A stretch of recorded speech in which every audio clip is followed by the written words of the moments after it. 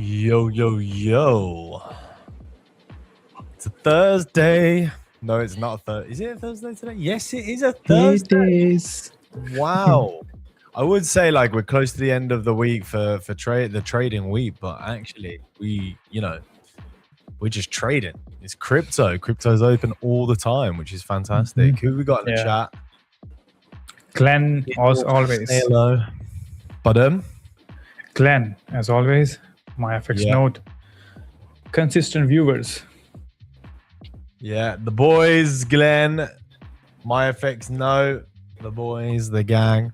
Well, to be fair, we've had a little bit of annoying news actually, because I think the whole Middle East situation, Iran have said that they want to continue to hold all of their nuclear capabilities or something on the lines of that, which is basically just trashed all of our positions.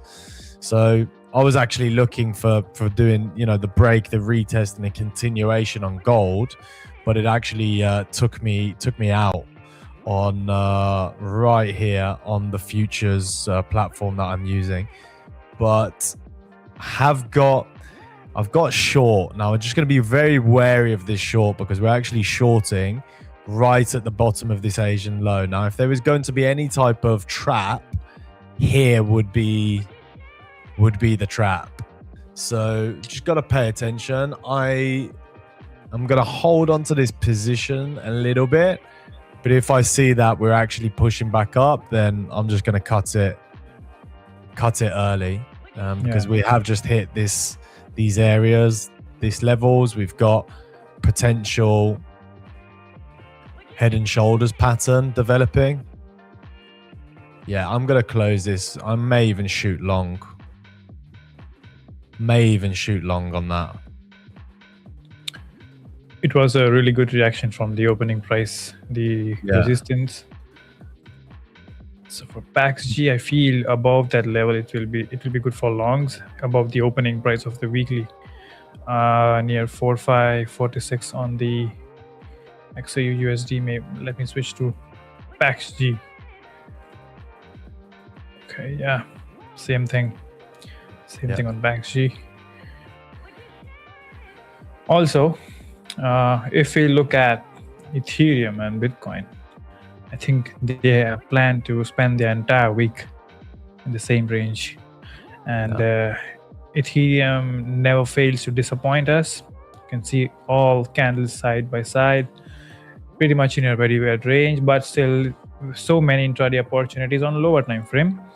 You can play around in range, but I feel there is some setup forming on Doge.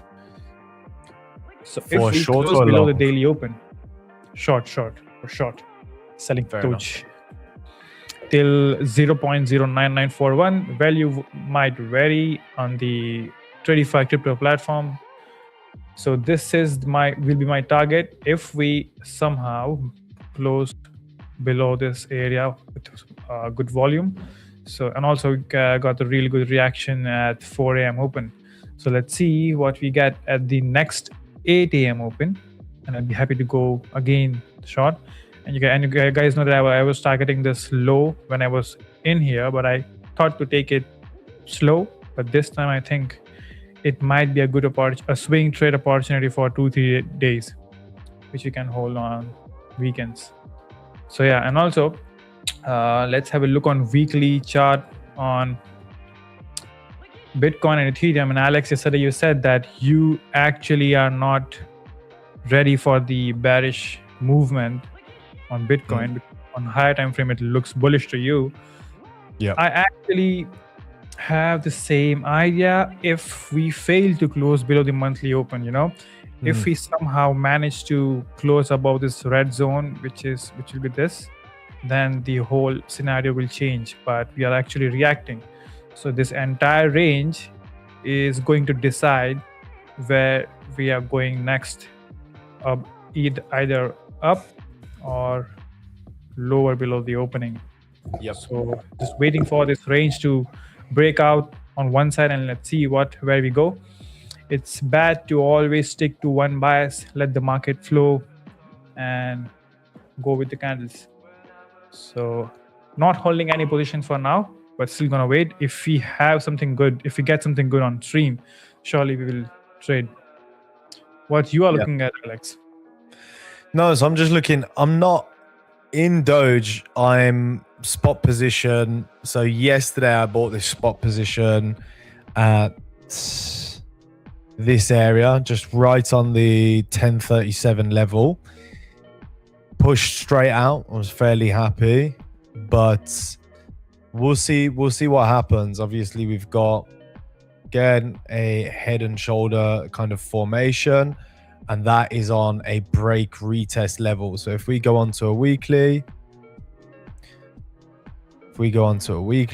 you can see, first of all, we've broke out. We had this kind of descending trend line. We've broken out of the accumulation, the range, and now we're retesting on the top of it. Now I can definitely see your point of view that if we start breaking under this level, right now, and it starts building momentum, then I definitely think we can come back into this range, and we haven't really stopped accumulating. All of this would have just been, still within the range, and all of that price action is just an ongoing accumulation on Doge. So I'm just keeping an eye on it. This again is a spot position. I'm not looking to sell this anytime. So that's one. Hyperliquid's pushed up, and it looks like it's going into discovery. One of my biggest holdings right now on a spot position, with my average entry around about $36. So that's something that I'm also holding on spot. On an intraday, there's nothing that is actually too interesting other than packs, other than gold. We'll see what happens today with this. It's holding the bottom of that Asian range right now. The Asian range is also right there on a 50 and 618 level. So if it was going to go up, it would probably go up around here. My stop is underneath this low. So if it does continue and it does go to the origin of this move, then I'm happily just to get out and just sit on my hands.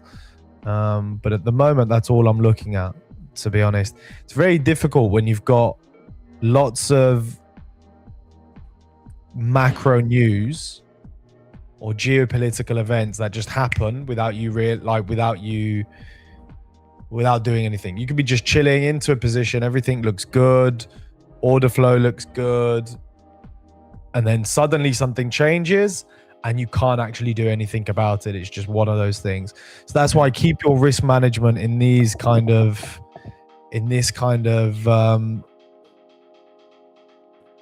time. Just keep that in lock. Don't over risk and just slowly get in.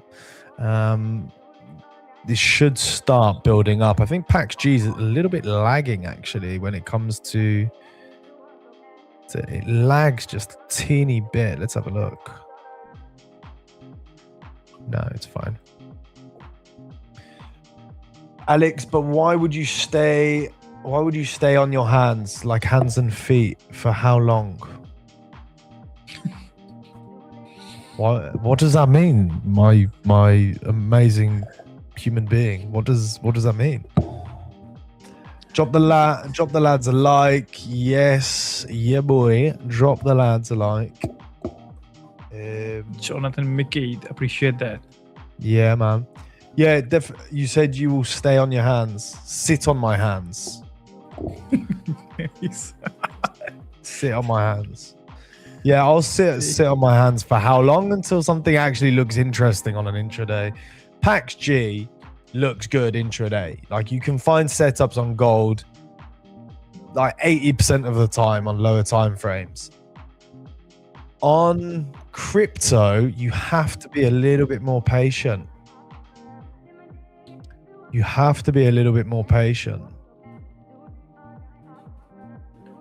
The price action is really same on 1 minute on gold and Bitcoin. Yeah.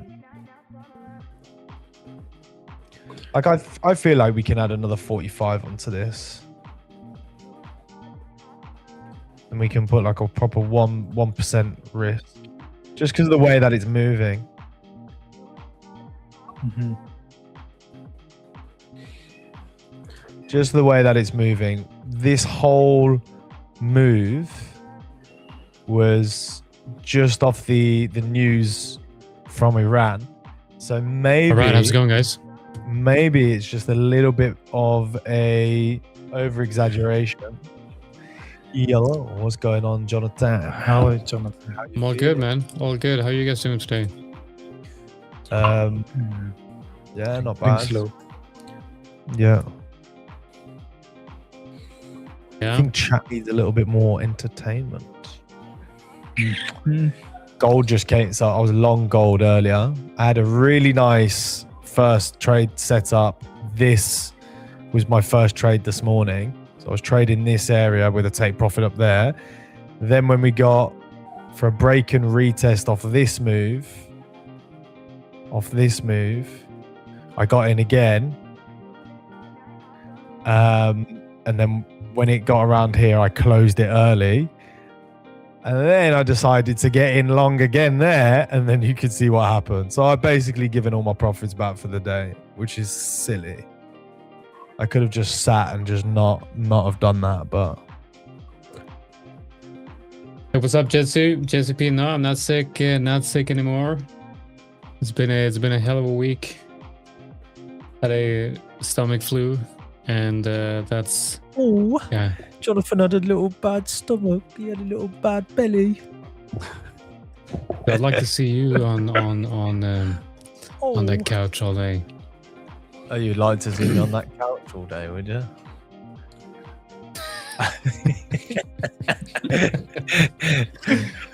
Right, how are you guys doing in the chat today?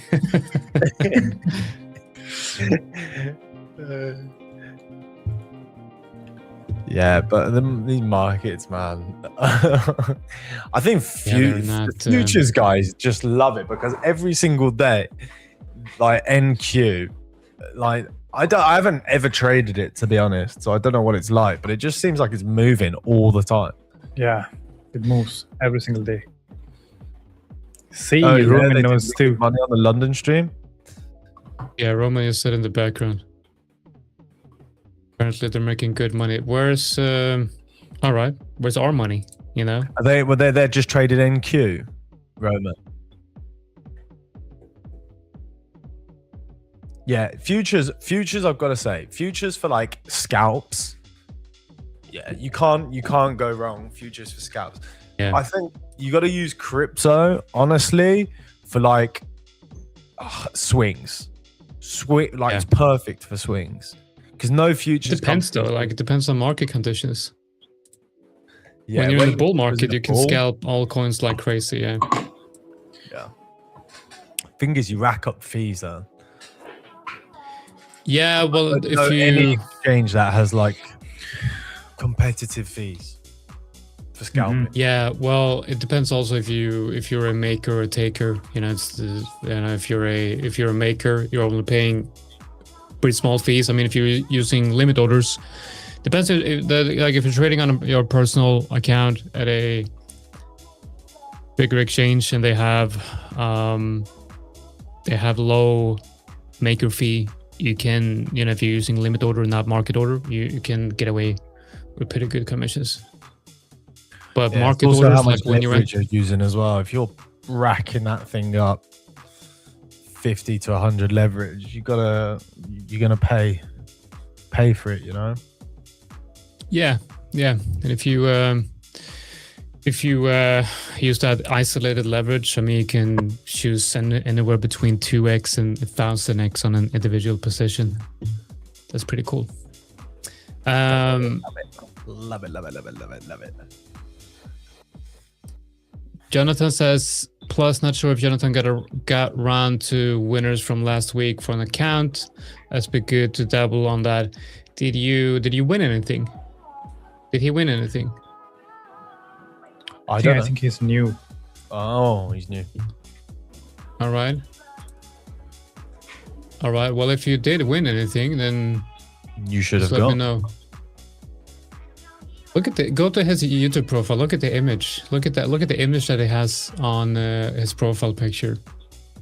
It's Is that him you? in a like a fur coat, like a fur coat with gold chains it. and holding a bottle of baby oil.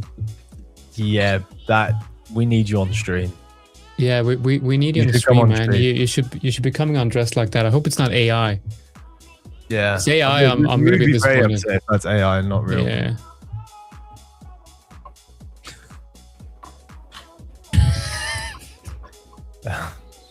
Right. Okay. name is Well, Remy. Remy with Right, Remy? with a mink coat and some baby oil does not. Love it, mate. Absolutely hysterical, mate. Okay. Good stuff, man. Like that. What are we looking at here we today? got- I got Facts, mate. Nothing is interesting on this thing. It's so we have a few developments, you know, as always in the Iran situation, which is interesting because we had, I believe it was yesterday or the day before, we had Trump coming out and saying that they're getting close to a deal, or there was something positive about that situation. And now today, sources are saying that we have Iran's supreme leader saying that the uranium must stay in Iran, and one of the points on the peace agreement was that they're going to move all the weapons grade uranium out of Iran, which obviously they're, you know, why they're not going to do that. So yeah, just back and forth every day. Do you reckon Yeah, they're just Bitcoin, though, doing I- it just to milk the markets and just make as much money as possible? You know, I watched a very interesting interview. Do you guys watch that channel? It's called, I think it's David Lin. He has like a Lin. massive YouTube channel where he just interviews a lot of different people in finance. And he had a good interview recently with a guy talking about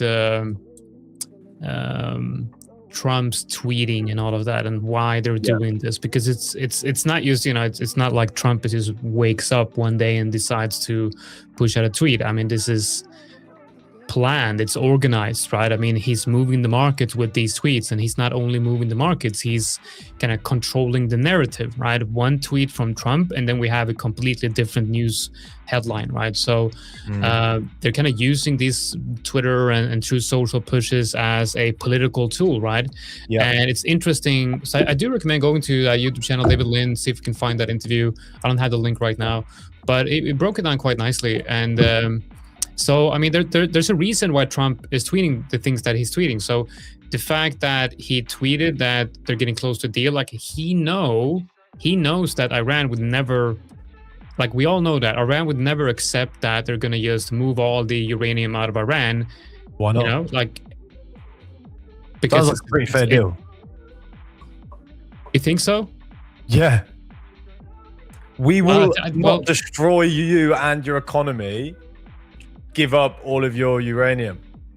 But I think the Iranian leadership would probably rather be destroyed than to give up to the US. You know what I mean? At least the current, you know, leadership in Iran, I would say.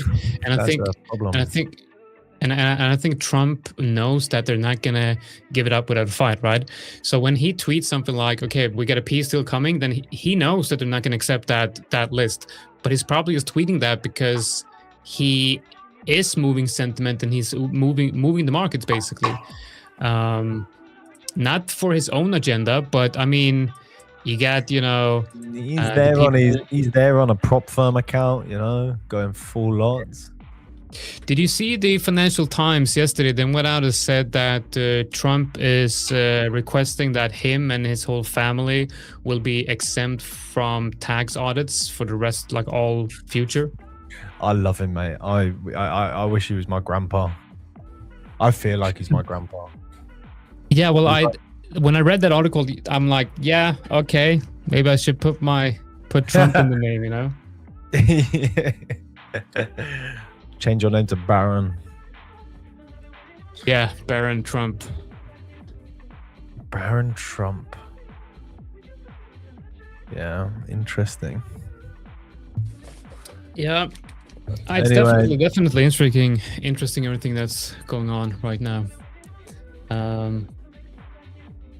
Roman, you can smash it on some. Yeah, there you go. We can see how price is developing. If it's developing, like it's a. Yeah, I'm gonna log into my snooze fest. log into my account as well because I do have a few trades open here. I'm selling Jetcash. Selling You're what? selling what? Zcash.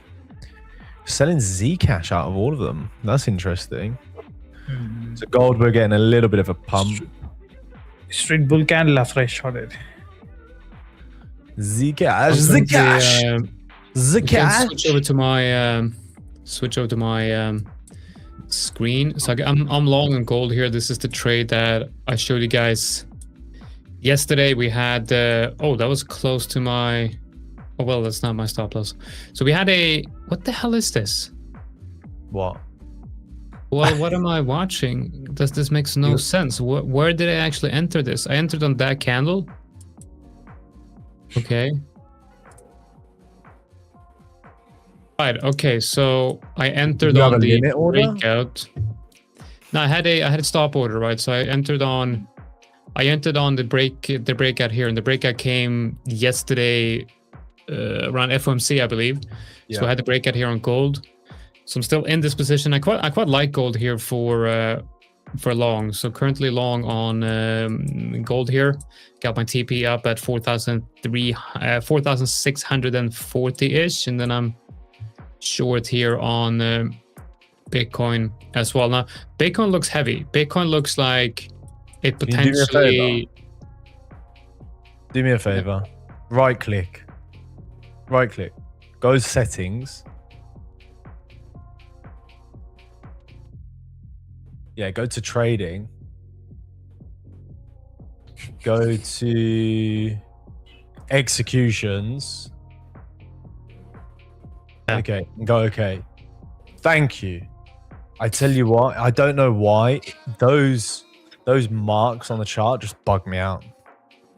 Yeah, but I don't know why they're stacking them on top of each other. Can't they just add in numbers? There's limit orders, so every time you get executed at a limit order, that order is classed as a position. Then if it gets and the next part gets executed, then it's it's like that. It's weird.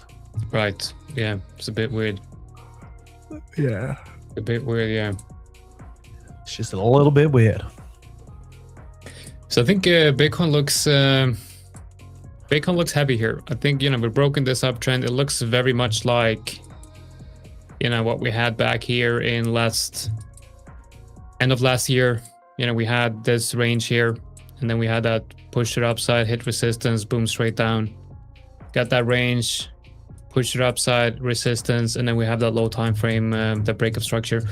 And you can see that the move here had a big move to the downside, then consolidated, and then another move to the downside. So I think what we are seeing here, if we break below 74.5, I think we're going to go much lower. So yeah, I'm just going to keep this open. I almost hit the max loss on this account, and I'm around break even now. So that's nice. Recovered nicely on this one. I'm going to keep it slow. Ethereum had another much bigger move to the downside, so we're all in opposite positions. Actually, no. So Jonathan and I are long gold, and yeah. You're short right now. But in Gcash, not in gold. In Gcash. Short on Zcash. Zcash! Actually looking less and less good as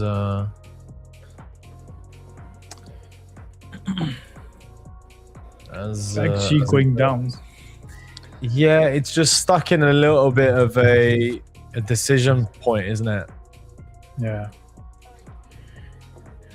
It's stay out of point, not decision point for me.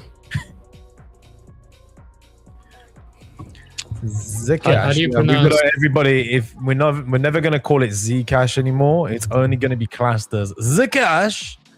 And if you don't say it like that, then we won't know what you're saying. So Okay. we no longer allow people Alright. in the live stream if they don't say the coins like they're supposed to be said.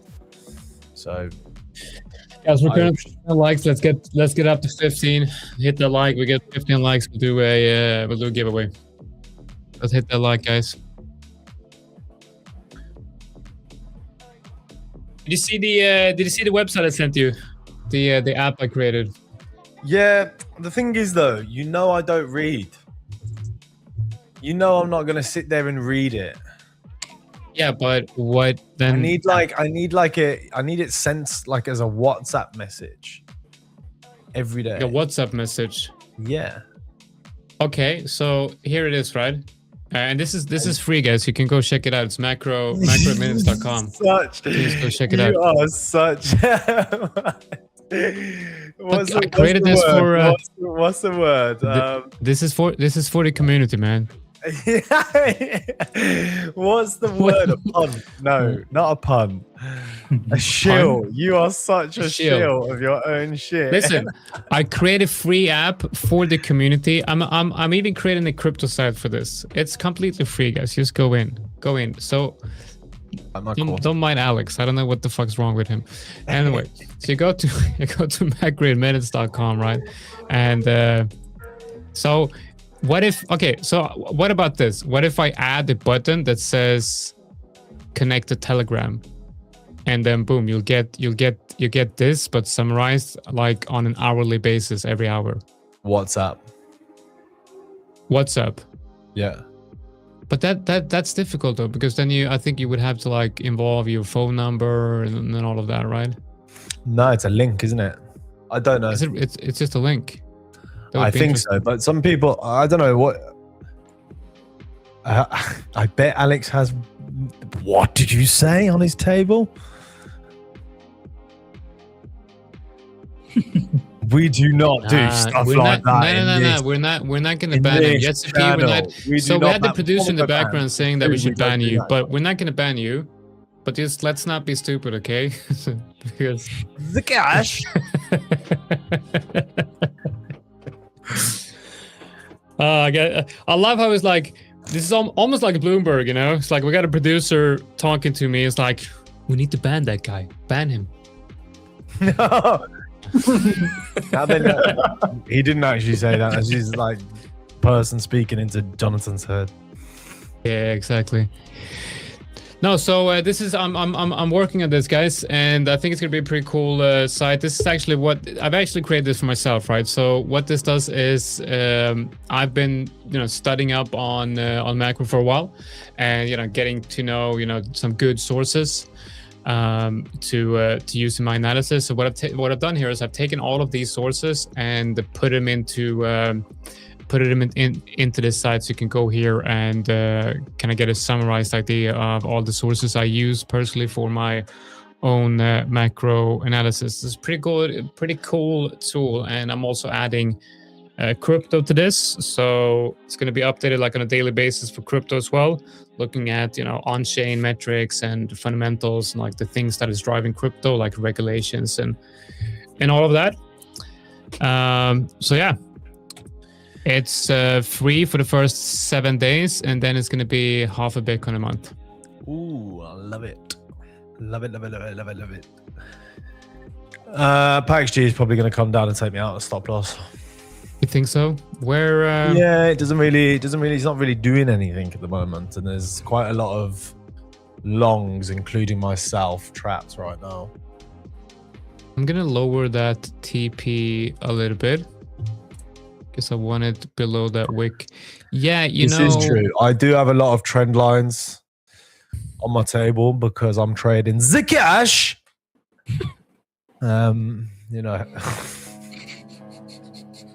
Jonathan, why do you look so upset? Why do you? I'm not upset. I'm not at all. disappointed? I'm happy. I'm happy. What other names can we change to sound like Borat? I'm not really good at sounding like Borat, so I think that's gonna be your job. Okay. Like I came into this live stream and I thought, okay, let's see what these professional traders are doing today. Let's see what wonderful analysis they have These to bring professional us today. traders are getting at it. We are hitting the charts. Yeah. But the charts are kind of snoozy. This is a bit stupid, yeah. I mean, there's not a lot going on. Not even on gold we have a lot of action. But where do you have your stop loss? Can we bring up your gold trade? I'm not looking at gold trades at the moment. I was actually going to go through Forex.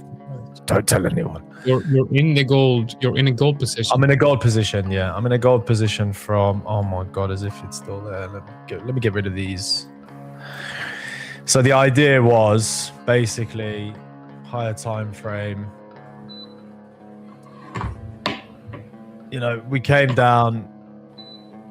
I thought this was going to turn into maybe like a head and shoulders pattern. And this was basically going to come back into the range because we're still at this range.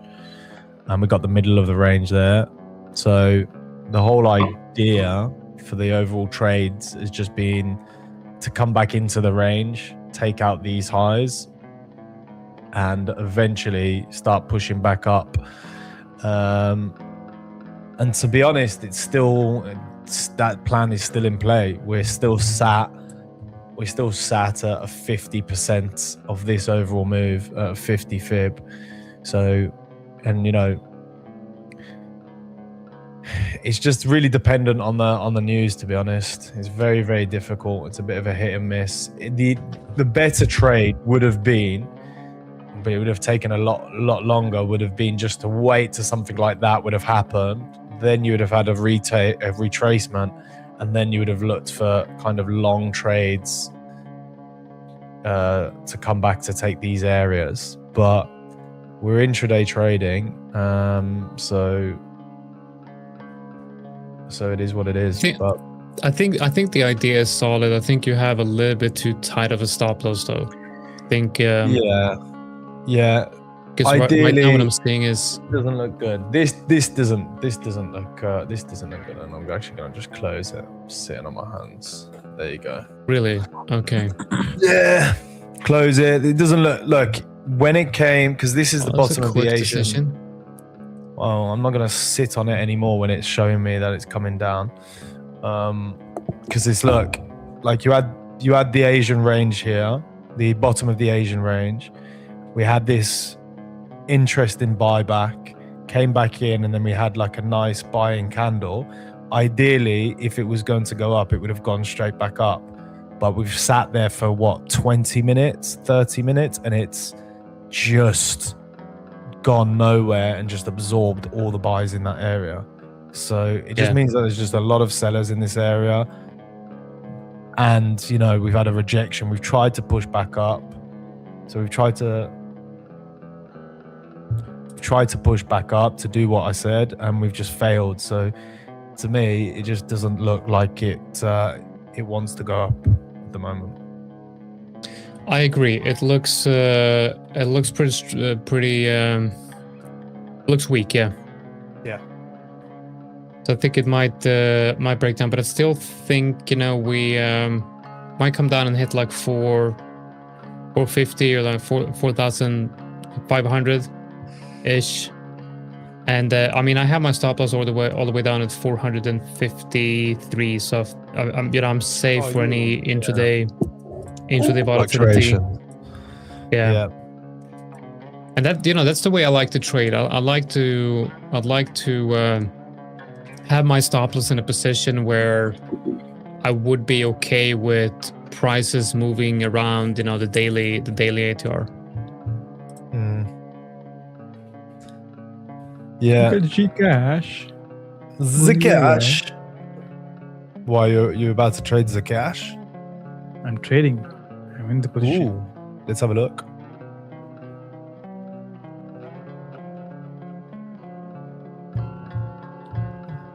Go on. Is my screen shared? Yeah. And I wish there were more volatile markets to trade today. Let's have a look at. Wow, look at the S&P came off big time. Guys, is anyone? I'm curious to understand what you guys are coming from, where you guys are coming from in the chat. So we have, mainly, retail traders. We're looking at mainly two, three bigger markets right now. It's the futures, and then we have the, the CFD and the forex market, and then obviously crypto. Now, obviously, I know most of you watching here is trading crypto as well, but I'd like to understand where you guys are coming from. Are you coming from the crypto side? Are you also trading the CFD side? What markets are you currently trading outside of crypto? I'd like to understand the audience here a little bit better. So let me know in the chat.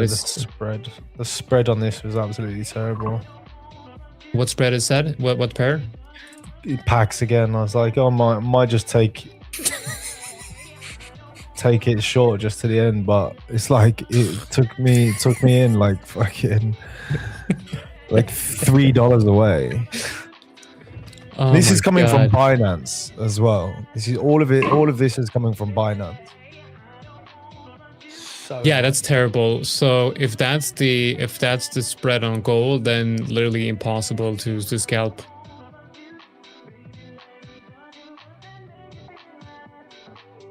Right, Initial Maverick says it's been trading for 2 months now. Futures and crypto. We got Psyop saying futures and crypto. Frequency saying Tradeify futures. So yeah, obviously we see a lot of futures in here, which is not weird because Tradeify, obviously the main Tradeify brand started as a futures prop firm, and we're now moving into crypto. So it's this is a natural to see a lot of futures trader in the comments. Does anybody here trade FX? Yeah, that's what I'm interested in as well, because I want to understand why when you have futures trader, why is it because it's difficult for Americans to trade CFDs? They can't, right? And that's why most They can trade if they wanted to. They can trade currency futures. That's not a problem. They can do that. But you don't have all the crosses and everything. Man, Americans, you're missing out on something exciting. I feel like we're missing out on futures, but I'm not a scalper. I'm not an intraday trader. You can trade futures. The thing is, the difference between, it depends if you're trading personal or prop, because is it personal or prop? Because I think the CFD brokers are a lot better and a lot faster. If you want to actually get trading for a lot less and a lot faster, you can't beat a CFD broker because it is just so cheap and it is just so fast to actually get in. Whereas a futures broker, do you know how much you've got to do just to get the account? You have to send so many different compliance things. You've got to show proof of funds. You've got to jump through a lot of hoops just to get an account open. And then even then, they only take bank transfer. What the hell? Whereas you've got a CFD broker, you can use Apple Pay, put $1,000 and you're actually trading. So some CFD brokers, you'll sign up in 15 minutes and you'll have your credit card funding the account and you'll be trading within an hour. You know what I mean? So I guess there's pros and cons to this. In the US, obviously you have much stricter regulations on trading in the futures industry, and there's some unregulated brokers out there in the CFD market, which is just not very safe, maybe not very smart to use. But yeah, there's definitely a huge difference between regulation. But I remember once I was going to sign up for a service, and to sign up for that service I had to sign up for a broker, and I remember going through the broker, I'm like, oh wow, and I'm not sure I want to do this, no KYC, nothing like that. You're up and trading on a credit card within 10 minutes, 1,000 times leverage. Yeah. More There's a real easiest with risk to the, that, though. crypto. What'd you Yeah, say? remember Ayush? crypto back in the day? Remember crypto back in the day, BitMEX, when you basically just went to BitMEX, signed in, boom, here's $1,000, 1,000 times leverage. You can do that on and just- Hyperliquids though. Hyperliquids is super fast. You don't even have to have an account. You just like go in and you just set up your MetaMask. You attach your MetaMask and then you can trade. Yeah. Yeah, that's the beauty of Hyperliquid, definitely. It's very Yeah. quick. Great exchange. It really is, yeah. It really is. Like, let's say if we have a look at some of like the FX stuff. Yeah. It's moving. It is moving, yeah. Like It is moving. You've got some of these. The thing, yeah, these are big moves on FX. To be honest, like something like it's moving like crazy. yeah, something like that. Look at that, straight onto the 50, out at like one of these highs. To be fair, I'd have probably got caught on that just because I would have held for a little bit too long. But you know, even if I put all of the EMAs on, like this is just like super easy trading, man, and it moves really fast. Like take out the low, I mean, take out the like. You know what I like? What I like with FX. If you move over to my screen, Roman, I'll show you. So this is the Australian dollar versus the New Zealand dollar, and this is on the daily. And here you basically have a perfect trend from that has been active for 270 days. 270 days. And I took one trade here in December last year, took profit in March this year, and another trade here. I mean, it's like, you know, and but the thing is, like, this is also possible in crypto. If you look at Bitcoin, if you look at trending markets now, the issue is that we're not in the type of trending environment that most people want to be in. Because if you look at Bitcoin here, this is also a very nice trending environment. You have, first of all, this is a high time frame uptrend that arguably started in January of 2023, and it held for 1,000 days. So it broke down like a massive uptrend for 1,000 days on the daily. And then if you're looking at the like the secondary trends, these trends, I mean, it's still a relatively trending market here that's been holding, you know, from that top down here for about 45 to 50 days. The issue now is though that we are not really in a clear trending environment. We are more in like a questionable trend. You know, is it a range? Is it a trend? What's really happening? So we're launching this firm in a crypto bear market. We're launching the live streams initiatives here on the YouTube channel within a range in a bear market, right? Which creates a situation where, like, you know, I know that a lot of you watching here, you come in for trading signals, which is going to be like a couple of times a day or once a day. We can actually find something valuable here. And that actually brings me to my next point, which is next week we're making some changes here in the live stream. We're not just going to do, you know, 3 hours every day of us just sitting here saying, well, this is a slow market, you know what I mean? So we're going to be trying to actually switch it up and have more educational content, more webinars, and more theme-based sessions. So on Monday, for example, we're going to have Macro Mondays with Boris.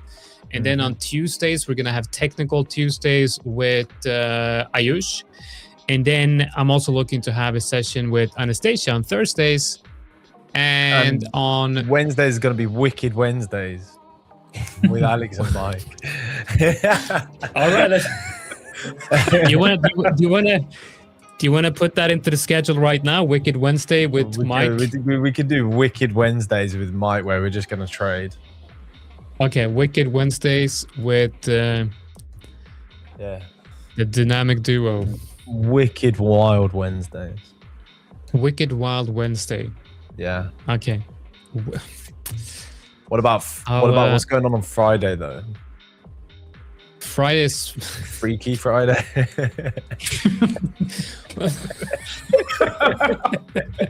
Maybe we can bring on that baby old guy for the Friday stream.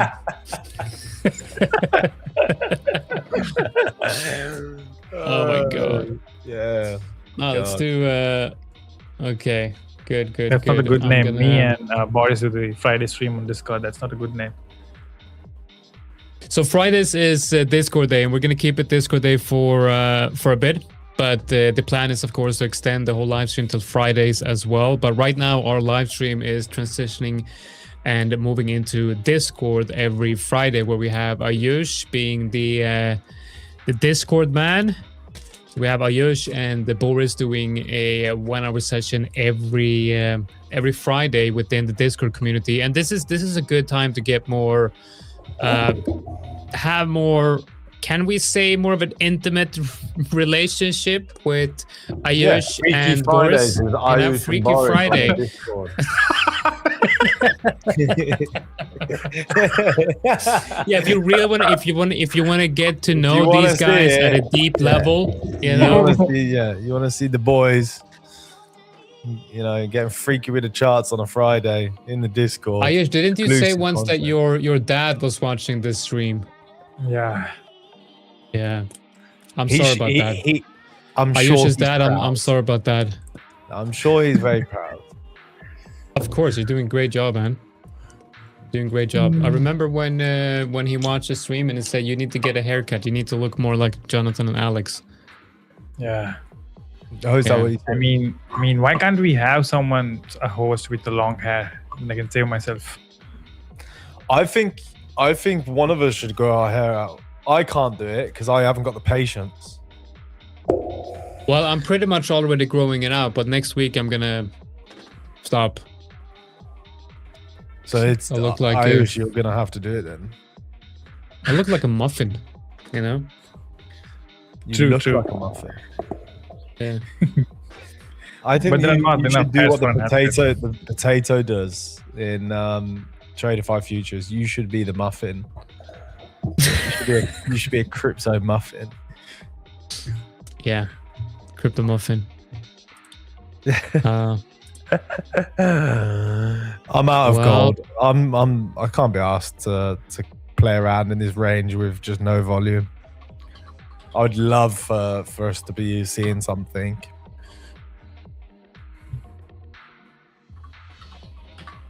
But I think we'd have to wait and see what happens in New York. Just the two There was a of car us. exploding in New York, wasn't it? Like on Wall Street. Did you see? I see that. Wasn't that a Wall Street? Like a big explosion or something, and someone walked past and was like that bull or something. Maybe that's AI. Was that AI? Holy shit! Maybe it's AI. Maybe. Who got their speaker on? Is that you, Ayush? Because I can hear myself. Yeah. Of That's course. It wouldn't be anybody Yeah. but Ayush. And now he's gone. What happened there? His dad has told him off for not Yeah. behaving on live stream. Yeah. Dad came into the room and like, what the hell is this with Freaky Sunday? You're not doing Freaky Fridays with Boris in that Discord.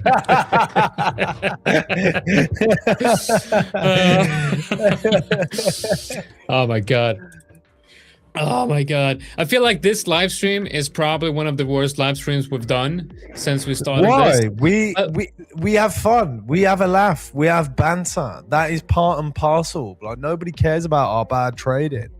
Well, they come because we are, we're gents. We have a laugh. We're the boys. We're the guys. I do feel like my trading is very good though, so I don't appreciate you calling me out on like that on my trading being bad. Do you know what? Do you know what the best trading is at these times? Not trading. Not trading, yeah. That is the best Definitely. trading. It's but you know what? I kind of like I mean, I don't know what the fuck I don't know what I'm saying, dude. Yeah, these are actually like really. I'm looking at the FX pairs as well. Yeah. And it. So Shit! Look at that. what? Oh, you'll see. okay, so something like this as well. These are really nice, really like a good strategy as well. He's just trading these Asian ranges, especially on FX. As soon as it takes out one side, it goes to the other. Takes out one side, goes to the other. We shouldn't be talking. We shouldn't be looking at FX though. You know what we can true. do though? I mean, if oh, we should really start trading FX or something. That'd be fun. Anyway, switch over to my screen so we can actually see it. There we go. That's Tradeify. Everyone, to celebrate the return of Tradeify, let's all type in Pete Patel in the chat. Pete Patel. Pete Patel. Pete Patel. I think Boris is also going to wear a mask soon. Really? You think so? Yeah. Well, Yeah, way yesterday to we go. did. Boris would use though. What that like? Bane. Like Bane from Batman. He's definitely Bane from Batman. Yeah, That would be a good he's one. buying the Batman mask. Maybe. Pete Patel. Everybody's loving Peter Patel. Yeah, okay, so the Asian range. Maybe we can put up an indicator here and actually try that. Yeah. Like Asian range. Okay. Oh, I actually have I have an indicator for this. Man, I am doing too much. I'm doing too much stuff. What I was gonna say earlier was that it's not even working. You know, less time you have to trade. Well, it goes for me at least. The less time you have to actually trade. A lot of times I feel like you're trading better. You know. Well, yeah, because you're a swing trader. So what are you supposed to do, sitting at the charts all day? Sure, but I still feel like. Okay, so we have an indicator here with the Asian range. Let's go into the 15 minutes. Right, so why is it closing at... That is Okay, the so- shittest Asian range indicator I've ever seen in my life. Okay, let's create a Did new you one. create this? No, I didn't create this. Promise. You promise? I promise. This is Nico948 created this one. Nico. Nico948, you suck. If you watch this That live is a stream, terrible Asian range. this is a terrible indicator, man. This is a terrible indicator. Anyway, what we can see here is that obviously this is the high. Now, one Do Lux strategy Algo. Do Lux Algo sessions. That's more worse. Yeah. Lux Algo does have some good stuff. Yeah. What about this one? I like this one though. No, this is terrible. Shit. Oh, I want to have another stab at going long on gold, but then it's just taking the Mickey though.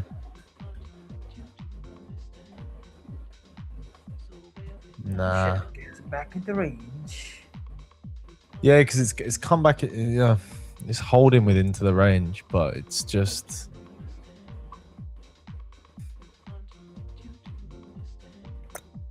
Okay, when is the actual Asian range?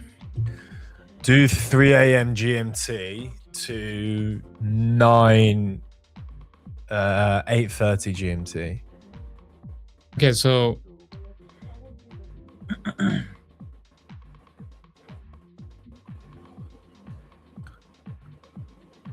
but what this is not the Asian range. Why I can't So even go in on and... to UT. So you got UTC -2 at the moment, no? Wait, I'm just gonna code it myself instead. Give me a second.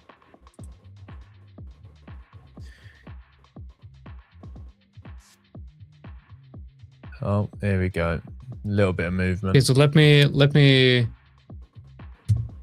Okay, help me create a trading view.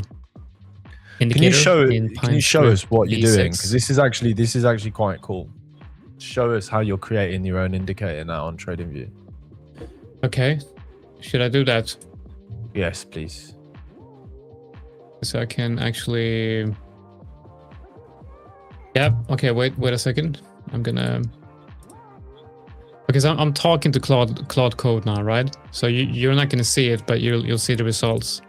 So I have an app called Whisper AI, where it transcribes my voice and then puts it into Claude Code. So I'm basically gonna say everything that I want to do. I want you to create me a TradingView PineScript V6 indicator based on the Asian range breakout strategy, and I want horizontal levels to be marked on the chart, showing the highs and the lows of the range, as well as the middle of the range, which is the 50% point between the highs and the lows. And then I want a green arrow to mark out the breakout above the range highs, and a red arrow to mark the break below range lows. Okay, so we'll start with that, and then we can modify that if we want to. So I'm gonna see if it's gonna create that. It's gonna create that indicator for me. I'm just gonna go into a specific folder within Claude Code here, so I'm actually putting it in the right space, and I'll show you guys how quick this actually is to create. Let's see. So we're gonna call this folder the Asian range breakout indicator.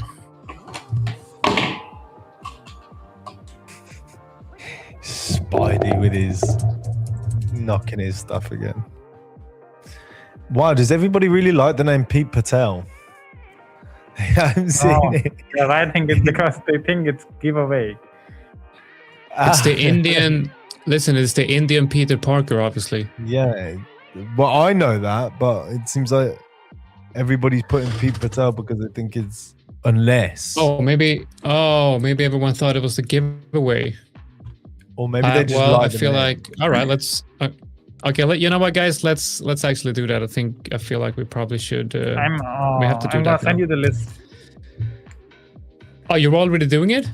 Oh well, Yeah. you'll do the giveaway then, man. Spotify, you'll do the giveaway. No, my Duckway sucks. I'll send you the list. Okay.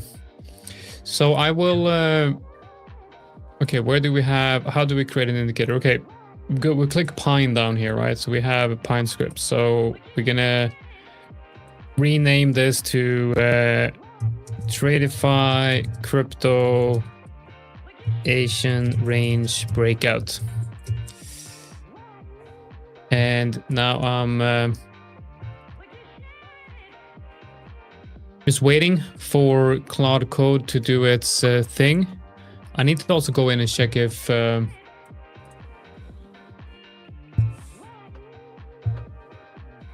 it's a little bit slow, so I just have to go in and check the status of Claude.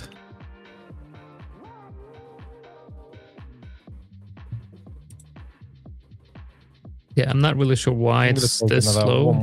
One more stab at a buy here.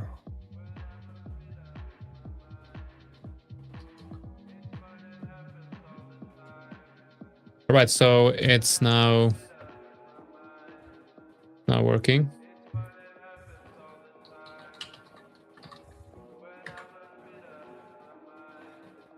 So as soon as we have so it started coding everything now. So as soon as I have the file, I will just copy paste it into here, and then we click add to chart. So, all right, so it gives me the code here. So I just press copy paste. So this is the first. Now, when I started coding indicators using AI, I first used ChatGPT about 6 months ago or a year ago or so, and it very rarely worked the first time. You had to go back and forth and actually, end of the day, I kind of stopped using it because it was too complicated. But the thing with Claude Code is that, as you will see right here, when I click add the chart, most likely, and I might look very stupid now, but most likely it's going to work from just the first time. So let's see what happens here. So we're adding it, save and add. And here we have it. That's the indicator. So these are now all the Asian sessions. No, it's not. This is the shittest indicator I've ever seen in my life. Oh, fuck off, man. We're working on it. It's going to be better. Okay, so And we do the race. I could have made a better indicator with my little finger. Okay, so what's the issue here? Now, I like... okay, you know what? Who got the duck race up? Is that you, Ayush? No.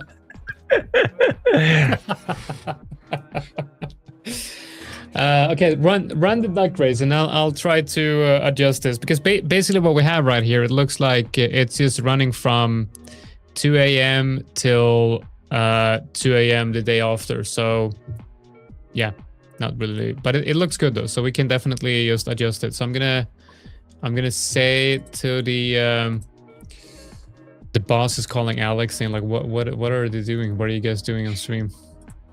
I guess we're gonna be okay. So the indicator looks good, but it seems to be marking out from 2 a.m. till 2 a.m. the next day, and we need the horizontal lines to only cover the actual Asian session, and it should be the times that the beginning and the end of the session should be modified within the settings of the indicator. Okay, hopefully it will understand what I'm actually saying here. Look at it.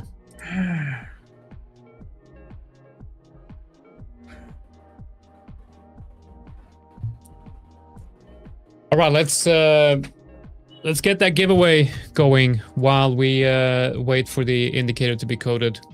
Let's bring the duck race up on screen, and we'll run it Tradeify.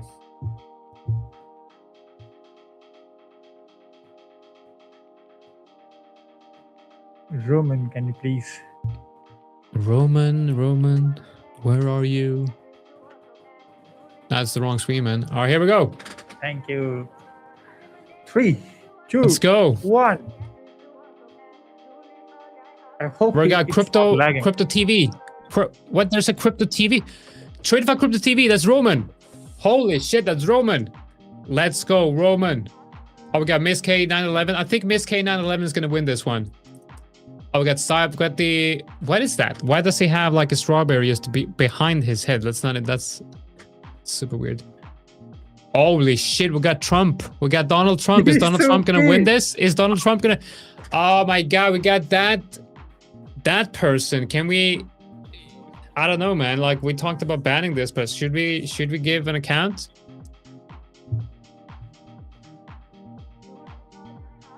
Yeah, Roman the producer says of course, but I don't know. Do we have like a $10 account? Can you get like a $10 two-step? Now, of course, you're gonna get a 10K two-step account, man. Congratulations, of course. Of course, you'll get an account. Luna is also in the chat. Luna will be happy to know that we're not doing a 1 hour duck race today. Okay, add your email to the your YouTube profile. You can just add it in the description. That would be awesome. Just add it in the description. Let me know when you have that added, and I will immediately send it over to the right people.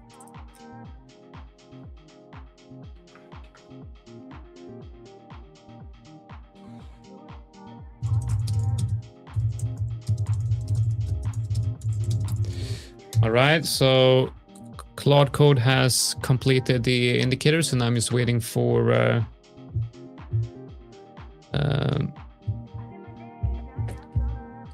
I don't think we... Okay, so Jonathan, something Mickey, whatever, can you send an email to Jonathan at Tradeify.com.co, I mean. So I got it. Just posted in the comment. Send an email to that address, and I'll look into it. Okay, so we got the new indicator code here. So I will go in and I will edit that. So I'm just going to copy everything and paste in the new one, and then we're going to reload the indicator. And now, okay, here we go. So the indicator now shows only the Asian range starting from. Okay, when is? I now need to know when is the actual Asian range in UTC +2.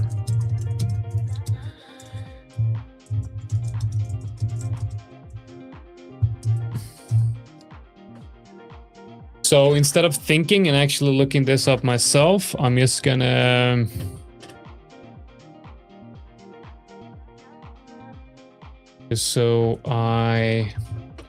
okay, so we got the Tokyo session runs from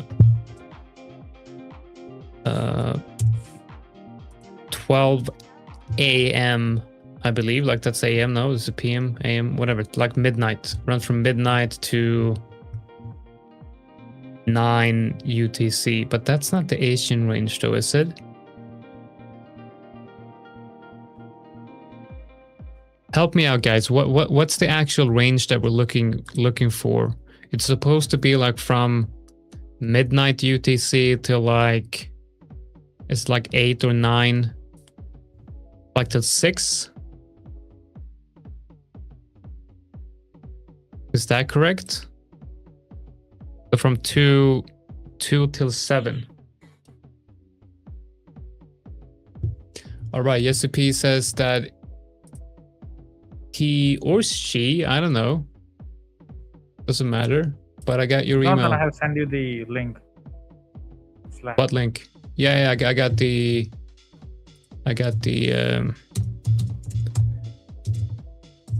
I will add it right now in our giveaway place, and you will get your account shortly.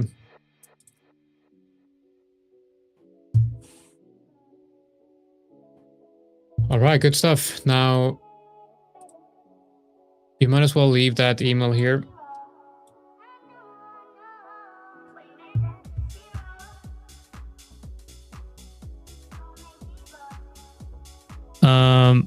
Can I get the thumbnails uploaded earlier? Yeah, I guess. Yeah, we can do that. Okay, so the standard for the breakout should be around midnight till 8 UTC, right? I think that's it. Help me out, guys. Help me out if I'm completely off on that. So now we actually have the indicator here, right? And I have to actually go in and so I'm looking at Ethereum right here. So this is, I believe, the... I'm going to have to go. Love you and leave you. You're all great. All right, man. I'm sorry about that. Bye, Alex. But I'll speak to you guys later. All right. Yeah, of course. Yes. See you guys. See you later, man. Roman, do you want to take me off before I get off, before Jonathan shouts at me? Good idea, man. Good idea. Yeah, I'll wait till Roman takes you. All right, so this is the indicator here, and obviously that arrow is tiny, but it's doing the right things at least. It gets price broke the high right here, and it gave us an arrow right there, which is exactly what we wanted. And then I've also marked out the mid zone of the Asian range there.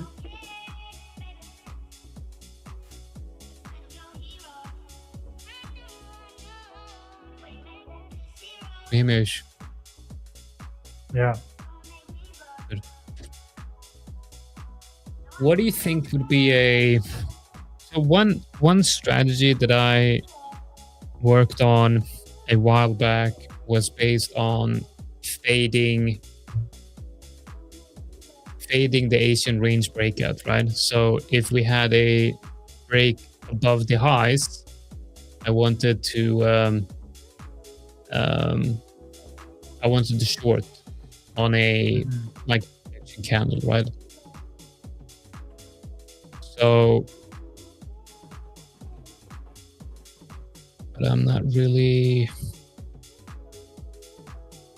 Yeah, Miss K 911 says coffee break. Yeah, I would love some coffee actually. With some ice. Yeah, I wanna. You know what I'm gonna try to do. I actually have. I'm working on this trading system development framework. Like I have a server that runs 24/7. That kind of looks for trading strategies, and I have a database of all of those. And I'm thinking I can actually show you guys what I'm building. It's not very pretty, but it might be interesting to show you guys. So this is this site here. It's basically a framework that I've built using Claude Code. It's a way for me to control different AI agents, right? And all the different AI agents, they have different goals and different tasks, right? So if you go to what I call the org chart here, I have the main AI that is currently running, as you can see, and this is the agent that oversees the whole operations, and whatever I tell it to do, it's going to give to these agents below based on what I want it to do. So this is the backtesting specialist. It runs on two local application software called Vector BT Pro and Nautilus Trader. They are two different types of back testing software. So, and then we have the lead researcher. So if I tell Atlas, for example, I call the main agent Atlas, I can send a message from my phone, and I can say, for example, go through the strategy database and look at all the most promising strategies and then test variations of that. So it's going to send that to the lead researcher. The lead researcher is going to do research on the database, and then it's going to send the findings to the backtesting specialist, and then the backtesting specialist will send the results back to the lead researcher, and then they're going to compile everything and send it to the promoter. That will then add it back to the database if they find any strategies that have survived. So we can go into the strategy, the database here, and it's moving. It's loading very, very slowly here because it's. Wait, is it even working? I'm not sure if it's even working. Okay, so it's loading very, very slowly here because it's a big, very, very big database. But I'll show you once it has run. So this is a local server running on a server I have in the living room connected to Claude Code. So I talk to it via Claude Code, and then it does all the back testing and everything for me. Not really sure why it's this slow now. Maybe I have to reload it. Okay, you know what? I'm gonna switch back to the trading view, and then I'll show you the database once it has actually loaded. Maybe I can try something else. Go into another page. Can Cloud also change the charts if on voice command? Sorry, what? Can Cloud also change the charts on voice command if we say switch to XYZ pair on trading view without using mouse? don't think so. I'm not sure. This is, I think this is slightly older version of the strategy database, but this is something you've. This is basically the result of this, right? So it's quite advanced. I've been working on this for several months, but I can click one strategy here, for example.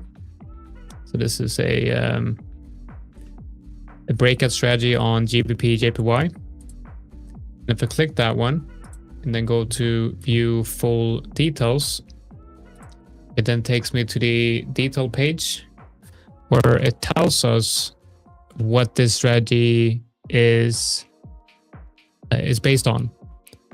So it says right here what the hypothesis is, what we're actually testing. Talks about what this strategy is, the TA pattern behind the strategy, the entry rule, the exit rule. So this is basically says right here, it says a channel range breakout family strategy, generic logic, enter long when price exceeds a recent high or a recent or short on a recent low break.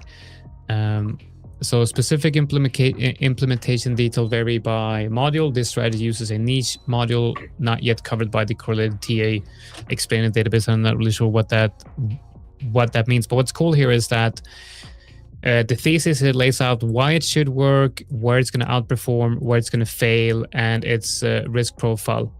And then it does that for all of these strategies within this full database. So what I can do, I can also point Claude Code to this database and then tell me, tell it to.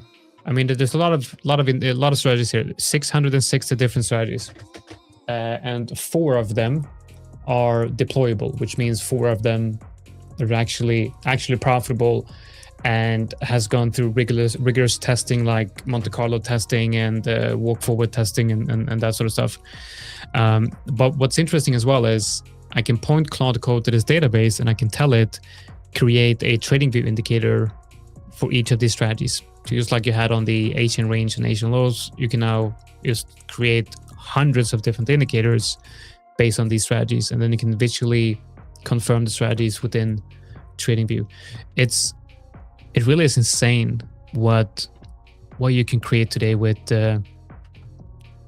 It's absolutely, it really is just crazy. But man, Spotify, I gotta take a 5-minute break. Okay, I gotta get some coffee. I'm just super tired, getting some headache. Feel like I'm not fully recovered, so I need to just get 5 minutes, get some coffee. I'll be back in a bit. Maybe you can just cover the markets a bit, and I'll be back soon. Okay. So hello everyone. Roman, can you switch to my screen? Thank you. So if we look at, let's have a look on Bitcoin first. As I discussed before that we need, let's go on daily time frame first. This is the range we are stuck in. You guys can see that we are not really doing good on Ethereum, but in Bitcoin we reacted from this wick. As you guys know that I'll always use, which is very simply formed on chart, a wick. We failed to close above, or else the bias could have been switched. But now we are back in the range below the weekly open, but also might tap into the same support area. We need a really good flush lower to continue the sells. And if we close below the monthly open, it's going to be really good trade. And we have Boris with a new background. Welcome, Boris. Yes, new background, and also you can see I have a new plant as well. So oh my God! Don't want to disappoint the plant lovers out there. Well, I don't know if people can see it, but right there. Here's my plants. Yeah. You are shining. You're shining today. It's like you are in heaven. I am in heaven. In fact, I ascended to heaven today. I went in Bali to this ceremony, and this guru blessed me and sent me away into the heavens above, where Bitcoin currently is not. Bitcoin is in hell, and I am in heaven. Yeah.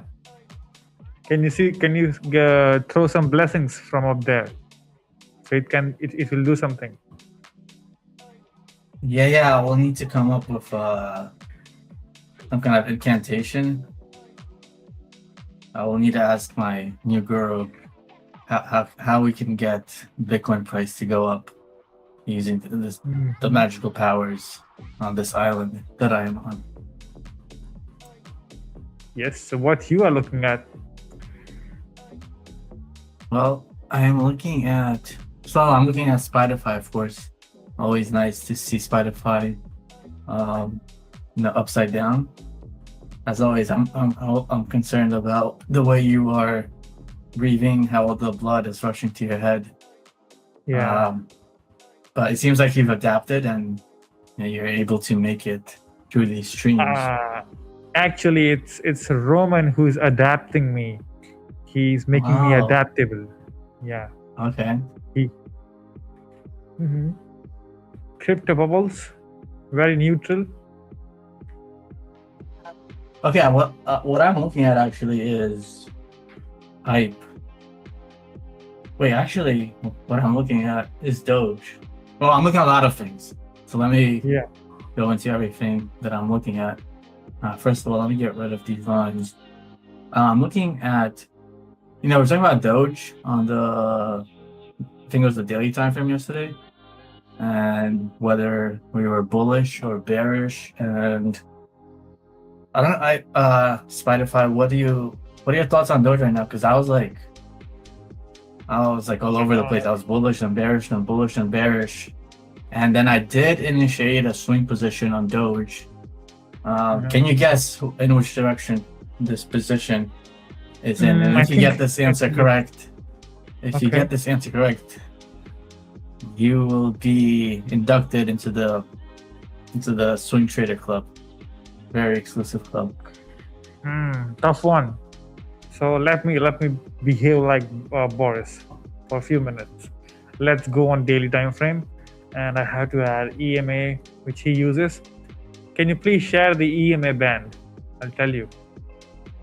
Okay, this is the 21 EMA. Okay. 21. Let me use my indicator instead. Oh, you have your own indicator. Yeah. So price rejecting from the 21 EMA and also rejecting from the monthly opening. Hold on, Spotify. This is the 3-day time frame. This is not the daily time frame. So this decision is based on the 3-day. So please switch to the 3-day time frame and tell me what you think I'm doing based on the 3-day. Okay, 3-day time frame on daily. 3 add. Let's go to 3-day. Oh my god, I think you are long. You are in long. That is correct. That is correct, Spotify. Spotify, you've clearly learned so many things during this past week. And congratulations, you've been indebted to the Swing Traders Club. You're at Boris. Yeah, for free. Yeah, no. I usually charge people like 1,000 Bitcoin for my signals and for my setups, but for you, it's gonna be completely free. Thank you. Yeah, so but we're gonna. I'm a little bit expensive as well. Oh. To train, yeah. What do you mean? I mean, I need an environment. Like if you want to teach me, we have to be in New York, in New York buildings. I throw my webs and and create a trading space where I'll hang you upside down, like I am right now, and then you have to teach me. What do you think? We can do it. We can do it. We can do it. I am from New York. I have the power to invite any person I wish to my city, and I will extend a letter of invitation to you, Spotify, because Spotify is a legend actually in New York, and I'm sure they will accept you here, and you can swing around on your webs across all the skyscrapers while I teach you some trading skills. And Roma is giving us training. Okay, now he's back.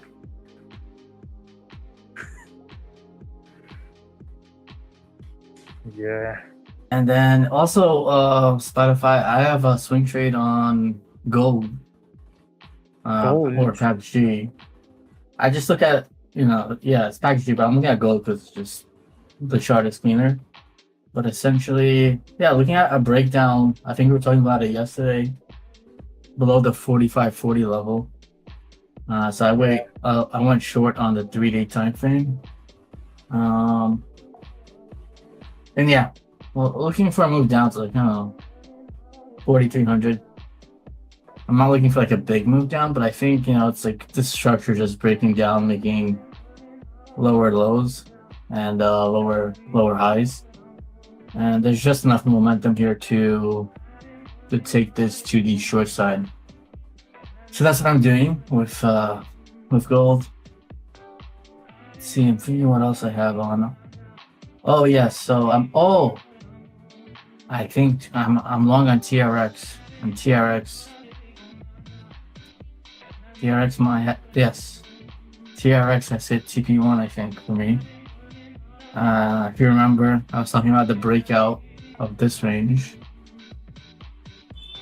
Yeah, about 0.0379, and I think TRX is doing very well right now. So and then what else am I in? Doge, TRX, PAX-G. I think that's it. I'm not in any other trades. What about you, Spotify? I'm actually trying some scalps on these pair. Actually, I think I placed the wrong lot size on Doge, but pretty much in a very bad range from I think 30 minutes on this trade. I think I'll cancel this if we again test this resistance of higher time frame. So not looking good on Zcash and Doge. I think good entry, but different, maybe wrong lot size placement because of the stupid mask. I should not call it stupid, but because of the vision. Mask? No, I take it back. I take it back. I have no idea what you even said. That's great. Oh, we have someone asking what strategy I use. So I actually use many strategy combined and making them simplify and eventually coming back to break and retest trading style. So nothing new, the same strategy Jonathan, Boris, and Anastasia and Alex, everyone uses, but I use power of 3 from ICD concept, which is open high low close and open low high close, the candle formation naming. So I use opening prices at supply and demand. As you can see, that we are getting very good reaction from the opening price, and also we have a video coming up soon. I mean, it is one of my topic of the course we are going to upload soon on YouTube channel. So you will learn everything soon, don't worry, in a proper way. So also, if you have or if you're learning any strategy which is really tough, let us know. We will try to simplify it, because if any strategy is complicated, that is not a strategy. It is just a market gimmick someone is trying to sell you something to look cooler, right? Because every time I see Boris, me, Anastasia, Jonathan, Alex, we kind of have same way of marking the higher time frame key levels and lower time frame as well. So yeah, that's all. What do you think? I said the right thing, Boris. I mean, you always say the right thing. Everyone has, it's funny that you say that, everyone has different strategies, but at the end of the day, we're like all looking at the same levels, whether it's the volume profile or exponential moving averages or Fibonacci's, like somehow they magically just fall in line. So it's pretty cool. Like no matter what technique you use or we use, it's like most of the time I feel like we're in agreement. Sometimes not, but most of the time, like we share the same opinion. Yeah. But let's look at the crypto bubbles for the day. So on the day, actually, we are up. We are up on the altcoin market, and I'm gonna go into this. We are getting a nice move in the altcoin. So Hype is making new all-time highs. By the way, I am long on Hype. I forgot to mention that one.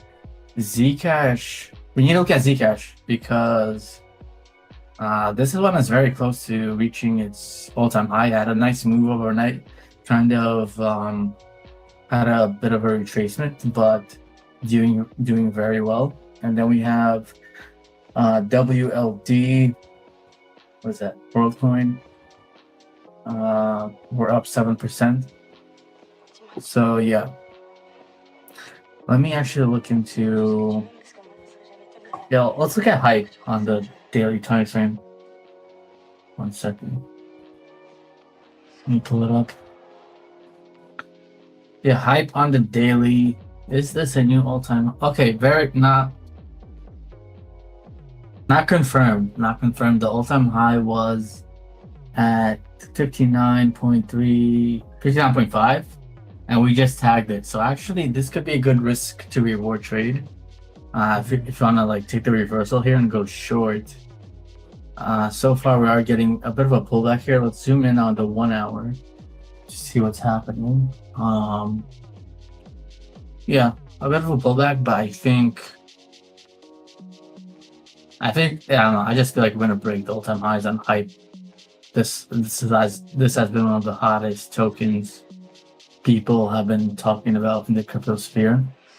And then what was the other one? Oh yeah, Zcash. Let's look at Zcash.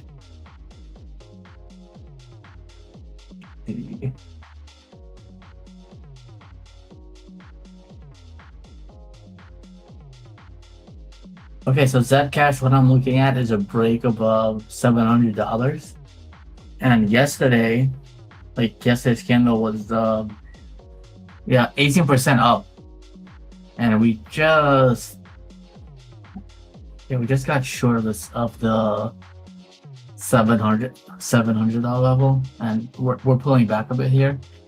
But I would keep a close eye both on Zcash and on Hype. Like if these break out to new all-time highs, I would be a buyer of these because we have clear skies ahead. So these two are doing something different from the rest of the crypto market. These are clearly pushing up and attempting to make new all-time highs, while most of the other altcoins are suffering. Yeah. Look at ETH. This poor little token. This cannot do.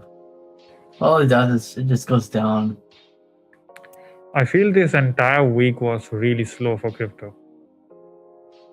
Yeah, and look at ETH Bitcoin Spotify. We've been talking about the ETH Bitcoin ratio, and it's just been like straight down. Like it's not even trying. Like no one's even trying to buy Ethereum here. So Ethereum is completely losing value against Bitcoin on the daily. Like on the weekly, what's happening here? I think Ethereum is going to zero. I don't know. Come on. It is bad, but not that bad. Okay, fine. Okay, it's going to 1,000. Is that better? Yeah. Sounds good. Sounds good. Yeah. Also, we have 18 people watching us. We already did the giveaway. Don't be scared because we have Boris. We will do 5-minute duck race instead of 1 hour. Don't be scared. Okay, we will do a short duck race. And Yeah, do not. yeah, we did at 15 likes. If we hit 30, we'll do another one. Let's go. I almost called you Ayush. I know you're not Ayush, obviously. You're private, but Happens. But yeah, the ES, the S&P 500 is still holding on here. Let's look at the Nasdaq. So the reason I look at the Nasdaq, I look at the S&Ps to gauge, what the correlation is to crypto, because everything is correlated. So Nasdaq is up. It's not surprising that a lot of altcoins are up today, or at least most of them. So yeah, still Nasdaq looking bullish. Like, we're not at all-time highs, but kind of consolidating here. So we'll see what happens. Maybe capital will start to shift to crypto. Yeah, but when you guys say that it is very correlated with the crypto market, but there are very few times I've seen that happening. It's not always that if we see good movement in indices or futures, we will have good movement in crypto as well. Yeah, well, it's almost like a reverse. Like when the Nasdaq goes down, it's very likely Bitcoin goes down as well, because it's almost considered a tech stock. But if the Nasdaq goes up, it doesn't really mean that Bitcoin will go up. So there is a correlation, but I feel like it's a negative correlation, like not exactly a positive one. If that makes sense.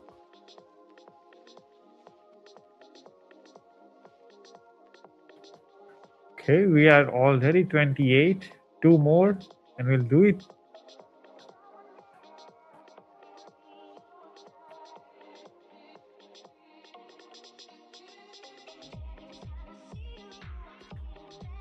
Liquidation chart. I'm learning. I'm just looking to see. I don't think there's been any liquidations, because Bitcoin has been quite slow. What I want to look at actually is something else.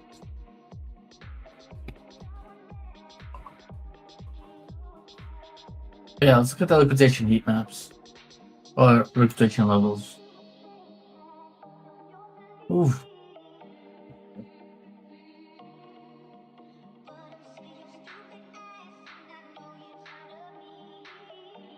Actually, let's look at the liquidation map. I'll have to log in. Okay, let's look at liquidation heat map model 3 on Bitcoin.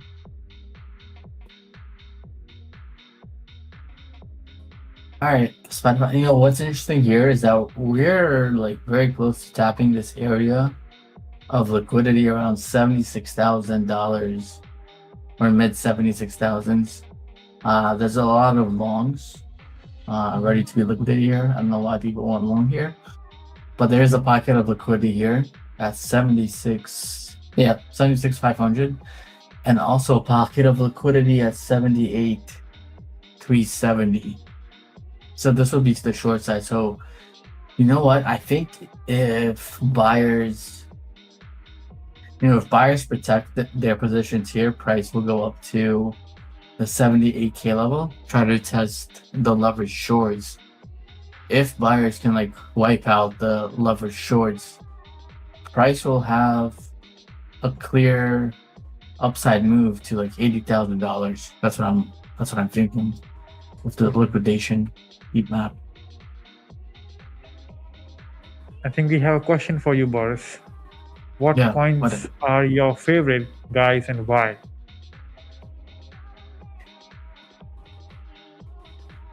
Well, my favorite coin is Bitcoin And there you have your answer. because it's been the most stable. It's still an uptrend compared to most other coins on higher time frames.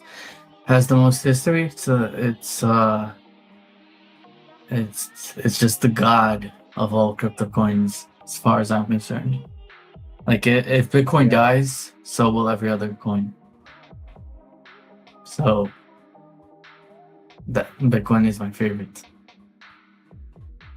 Like I have Bitcoin t-shirts. I have all kind of like Bitcoin stuff around. I love Bitcoin, you know? Like I wanna marry Bitcoin. If that was Oh possible. my god.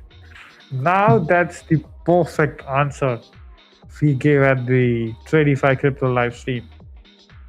Ask us anything and we'll make it so good that you will remember when you are in sleep. I want to marry Bitcoin because it's always dependable. It's always there. It's awake 24/7. You can trade it anytime you want. It usually goes up in value. You In can the marry long term. Ethereum and Doge as well. Well, no. Any- I'm divorcing Ethereum as well as Dogecoin. Sorry. So you were married before with the Ethereum. No, I was never married with Ethereum. You said you are divorced with Ethereum. Okay. So you were married. Be honest. We understand and we will support you. Don't worry. We Yes, are not yes, going to yes. judge you. So Yeah, I had multiple marriages happening at the same time, and I decided to just be loyal to Bitcoin and separate from all the others. okay. So yeah, that's the best way to answer the question. And also, you are showing something on the chart. What is that? This green lines. What is that? Oh, this is just this is displaying volume. So this is Bitcoin price and displaying volume. So actually, this is kind of interesting because we see that volume has pretty much died off since the crash in October of 2025, and these are very, very low levels of volume, which indicates to me that there just isn't that much market participation right now. Like just visually analyzing this, it looks like compared to what was happening like in September, October, we're like at 25-50% of the volume of what was happening back then.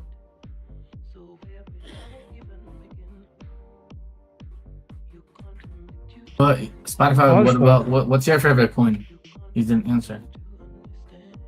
If I'll say it might hurt you, it might hurt you.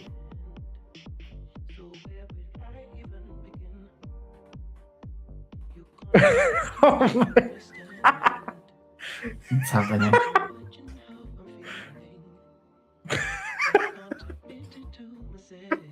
What's so funny, Spotify? I'm scared to read the comments now.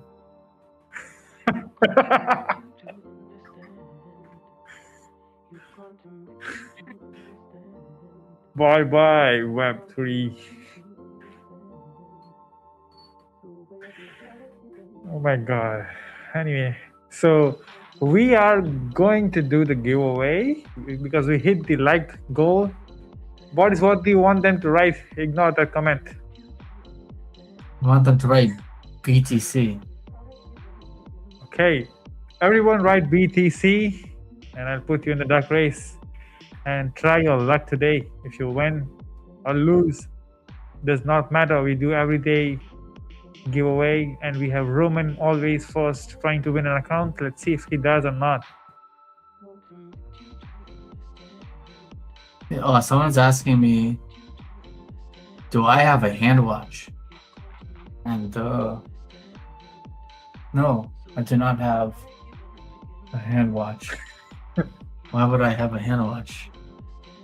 Why would I waste money on a hand watch? I put all my money into Bitcoin. You know, I put all my money into my wife. So, no hand watches. So basically, you guys are writing Boris' wife's name to win an account. Screenshot.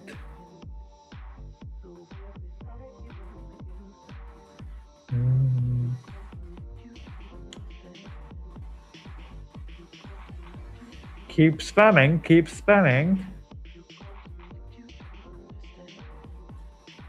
We have new people coming in. Welcome to Tradeify Crypto live stream. And make sure to subscribe the channel as well. We are very close to 2,000 subscribers, and also we'll do many giveaways when we hit 2,000, as we did on 1,000. We doubled the price at 2K. Correct.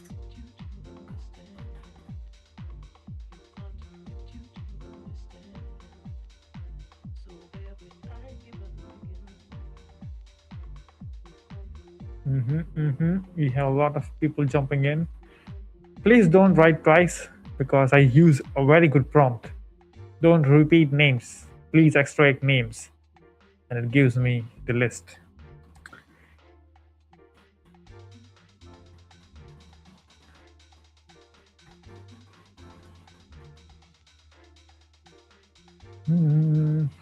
Why you are very silent, Boris? I'm analyzing the Bitcoin exchange's balance, and I'm trying to figure out what this means. So basically, this chart on CoinGlass, it tracks the balance of Bitcoin exchanges. I mean, the balance of Bitcoin on exchanges. And what we've been seeing is a downtrend in the amount of Bitcoin on exchanges, which means, in theory, that people are buying Bitcoin on exchanges and, you know, putting it somewhere else, maybe in their personal wallets, maybe into like, you know, long-term custodial wallets. And looking at this makes sense. Like, you can see the trend here. Like, as the Bitcoin exchange balance goes down, price started to go up in around April, when we had this nice rally in Bitcoin. Right now, the exchange balance is a bit flat, so this is like a hard read for me. It seems like, yeah, Bitcoin exchange balances are staying more or less the same. Price has moved up though since February and March. I mean, we were at 59,500 at one point. Now we're at 77. So it's another like interesting metric to be aware of.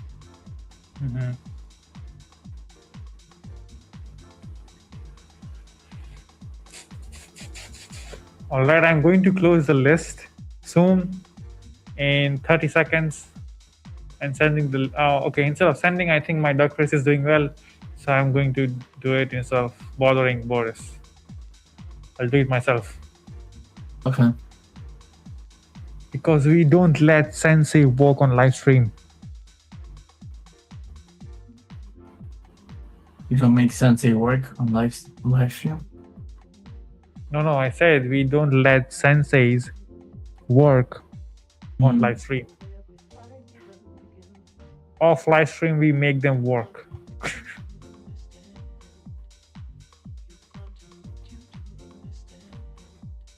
Okay, I think I got enough people now. I'm gonna make the list.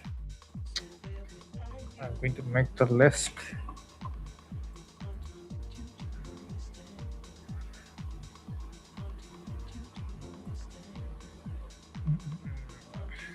Print screen.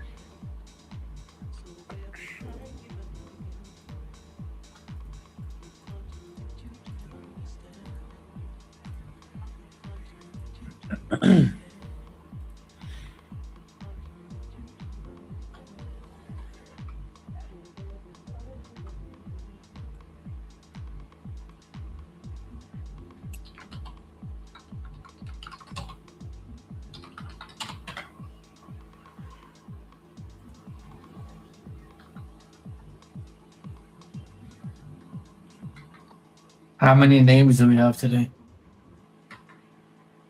We'll know that soon. Trying to find the website. Okay. I'm sure it will be above 20. All right. Can we switch over to my screen? Okay, we are already at my screen. Very Oh, quick, shit. Roman, very Nice. quick. Okay, done. We have 48 names. There should not be 48 names. I think I messed up. Let me take a look. Okay, these are not the names. I think I added the previous screenshot as well. Sorry, guys.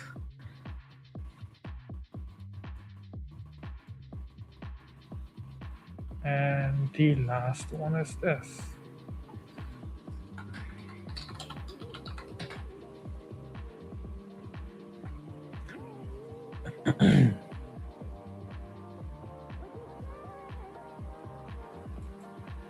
Okay. Added name list. Done. Oh no. I think what time we should do? How much long we should keep the race, Boris? Please be good. Please be humble. I think we should do it for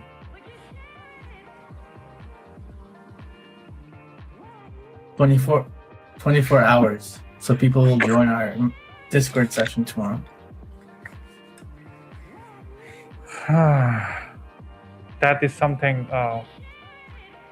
Can we do a vote for that as well? That's not a bad idea. I think Jonathan will not look, write a lot like. Let's do 5 minutes. 5 minutes, I think, is good. Okay.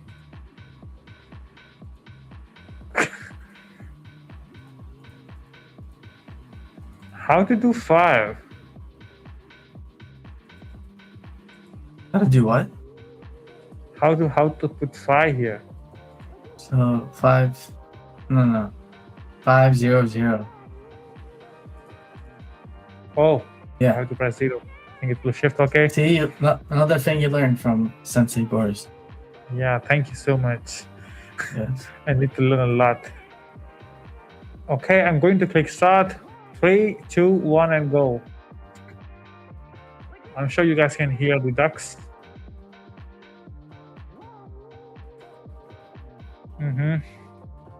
I don't know. I have no problem with the voice. We have Pink Duck, Kite V9X, CZ Trades. It's going to be a very good. Okay, I have myself as well with the weird Donald Trump hair, orange hair with the star. Let's see. Yeah, see a lot of familiar names as always. Yeah. Luna. He already won an account. Luna is there. Oh, Jesse P is there. He won the account, Hey. Boris, already today. Yeah. Oh.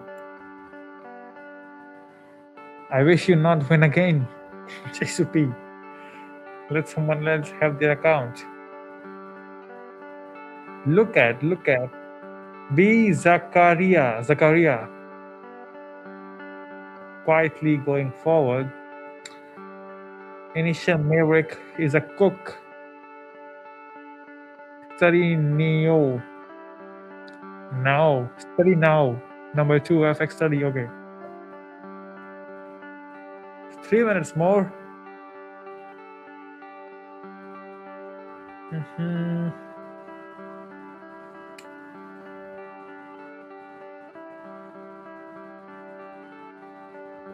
Look at that duck. It looks like a villain. Into the Moon. I think you also won an account. Yeah. Why I can't see my name in here? Because you might be behind, my friend. Accelerate, and then you'll see your name.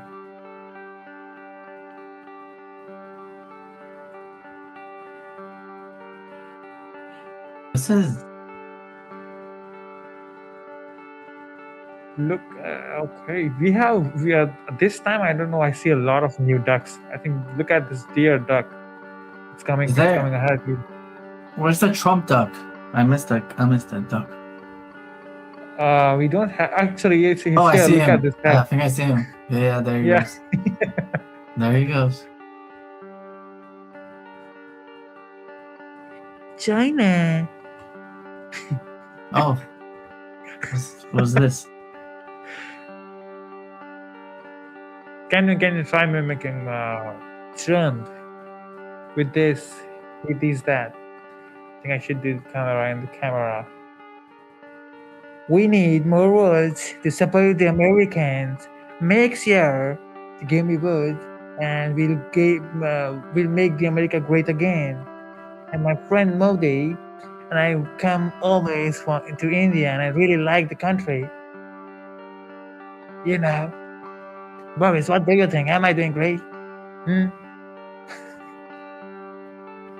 Yeah, I mean, you have a great Trump impression, which I cannot replicate because this is a very talented Trump impersonator. Yeah, actually, to You know, be a there's student, a- I have to be good. Yeah, actually, there's a famous Chinese Trump impersonator.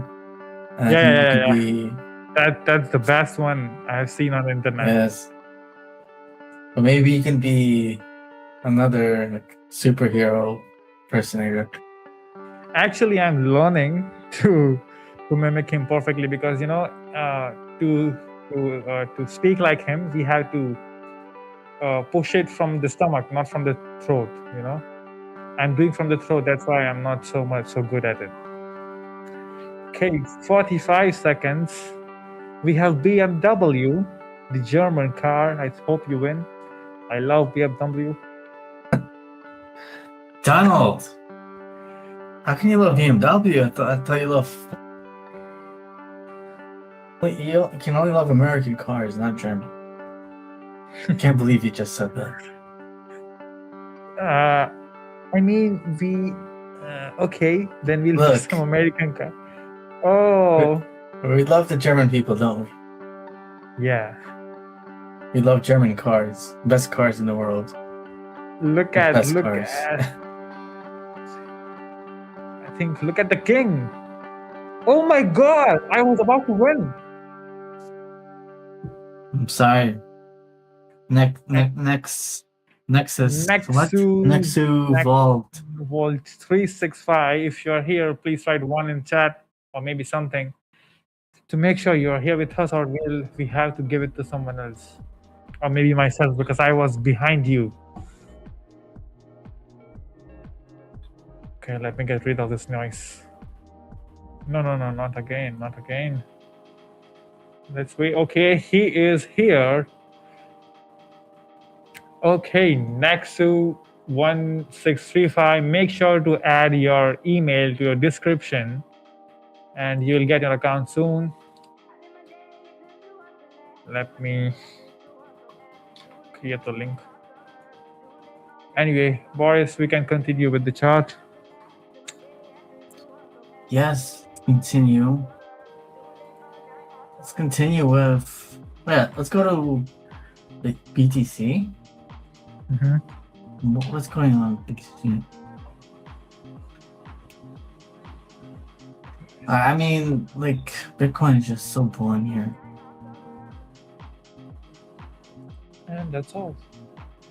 I don't want to look at Bitcoin. Let's look at Zcash. Mm-hmm. Let me pull up Zcash.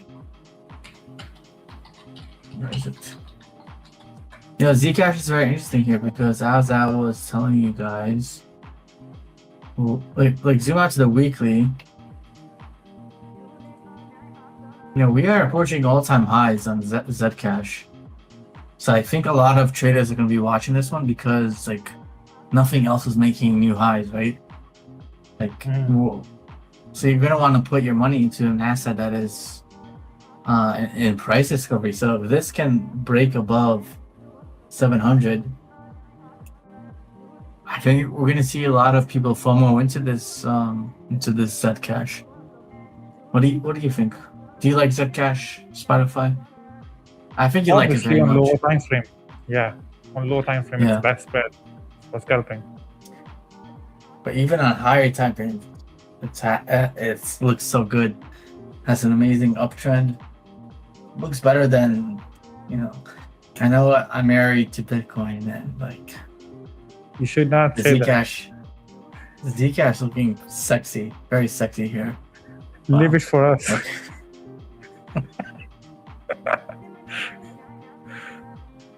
Look at Zcash. So Zcash versus us. So this is interesting, Spotify. So if you look at Zcash versus Bitcoin, Zcash is making a new. Zcash is going above Bitcoin on the Zcash Bitcoin pairing. So what this means is that more money is flowing out of Bitcoin and it's going into Zcash instead. So yeah, this isn't reflected in the USD price. It's reflected on the ratio pairing. But if this is, this confirms that, then we're gonna see Zcash continue to go up here. So key level to hold on the Zcoin or Zcash, Zcash to Bitcoin ratio is about 0.007897. Alright, so I'm gonna be watching Zcash very closely. And then another one I'm watching, of course, is Hype. Hype is also close to making new all-time highs. I think if this one makes a new all-time high on the weekly, it's already actually quite close to doing this, then this is a buying opportunity for me because, once you reach a new all-time high, whether it's in Hype or Zcash or any other asset, you're essentially in blue sky breakout mode. And basically what blue sky breakout means is that, there's no resistance levels above, let's say, $59 on Zcash. So, we have $2 more to go. If we break above this point, then, then this is going to be in price discovery mode. So we'll see what happens with Hype. Let's see if there's any questions in the chat.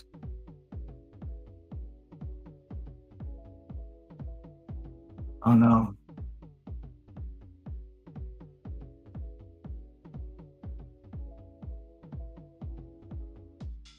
Well, that's great. It's always good to be with myself and you and Zcash. Maybe your guitar will add some entertainment. Yeah, no, I I'm monitoring. I actually need to charge my phone with the same cable, so I have a very complicated setup. But don't worry, I'm monitoring my battery level. Yeah. Yeah, guys. So another thing I'm looking at is, if you're just tuning in, TRX. This one is actually also, so we got like 3 crypto coins that are on the verge of making new all-time highs. So, not everything is bearish here. There is actually some interesting activity happening here. So TRX on the weekly, like, if I just count the candle bodies, but if we close like this, especially above like 0.367, then I think TRX is going to go much higher. So this is another one that I will be watching. So TRX, Hype, Zcash are on my watch list. Let's look at the, well, we already looked at the crypto bubbles. Let's see, but we only looked at it on the daily. Let's look at it on the weekly time frame. Yeah, so you can see right here, even zooming out to the weekly time frame, like everything is in the red except for the coins we were just talking about. Like Zcash is up 25%, Hype is up 41%, Near is up 11.3%, and then yeah, Dash, which is also a privacy coin similar to Zcash, is up 8%. Everything else is down on the weekly, including PaxG, including Bitcoin, including obviously Ethereum is down. Let's look at the monthly. Yeah, the monthly is interesting here because again we see the same big winners like Zcash, 102% up, Hype 42.5%. I don't know what this H coin is, to be honest. But that's up. TON is up 47%. INJ up 50. It's going well for those coins. All right, someone is asking in the chat, do you prefer the ones with high volatility? Luna is asking, so you prefer the ones with high volatility? Yeah, I do prefer coins with high volatility because if there's no volatility, then there's really no trade setup. So I always look at cryptos that are moving, that do have high volatility. So yeah, that's why, like, for me, Bitcoin is so boring right now because there's no volatility. That's why I'm looking at like Zcash, I'm looking at Hype, I'm looking at even TRX. Are we going to do another duck race? I don't know. We need to wait for Spotify to get back.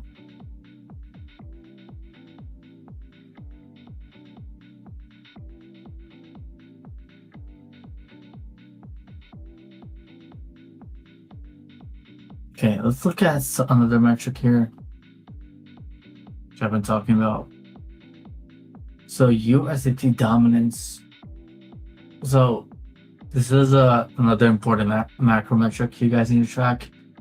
So essentially, USDT dominance measures, well, how much stablecoin dominance there is in the market, particularly in Tether. So what we've been seeing is actually an increase in USD dominance. So when I have a little cheat sheet here, when USD dominance is rising, that is bearish for altcoins because that's implying that capital is flowing out of altcoins and is going into the safety of stablecoins. But when USD dominance is falling, that means it's bullish for altcoins because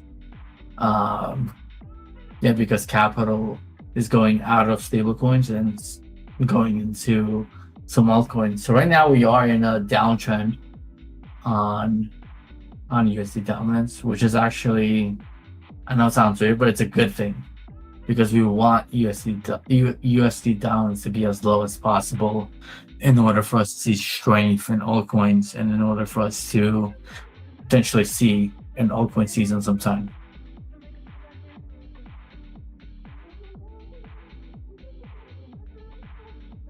Now let's see what else we've got.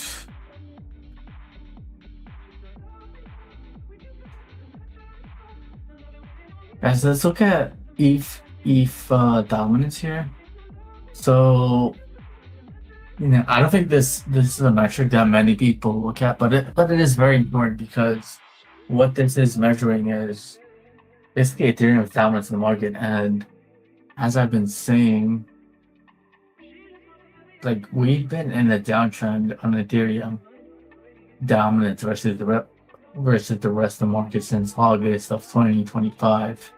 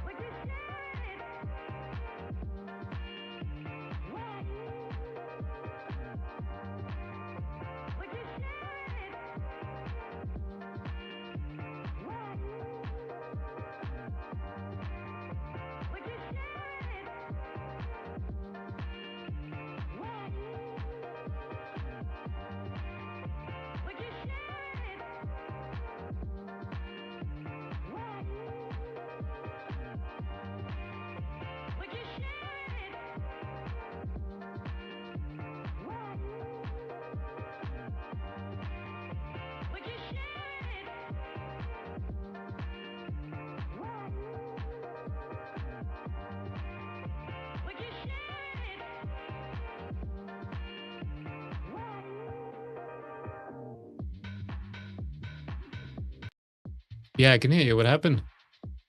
I know. Okay. Okay, weird.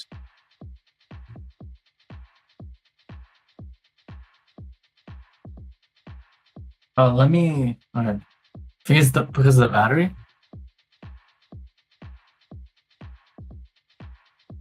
Yeah. Well, My here we go. battery Here is is bad. me. So wait, Boris. So you don't have your battery connected to your laptop? Well, now I do. Oh, that's a rookie move, man. That's a rookie move. Oh, I'm back. Like everyone's And I back had now. to.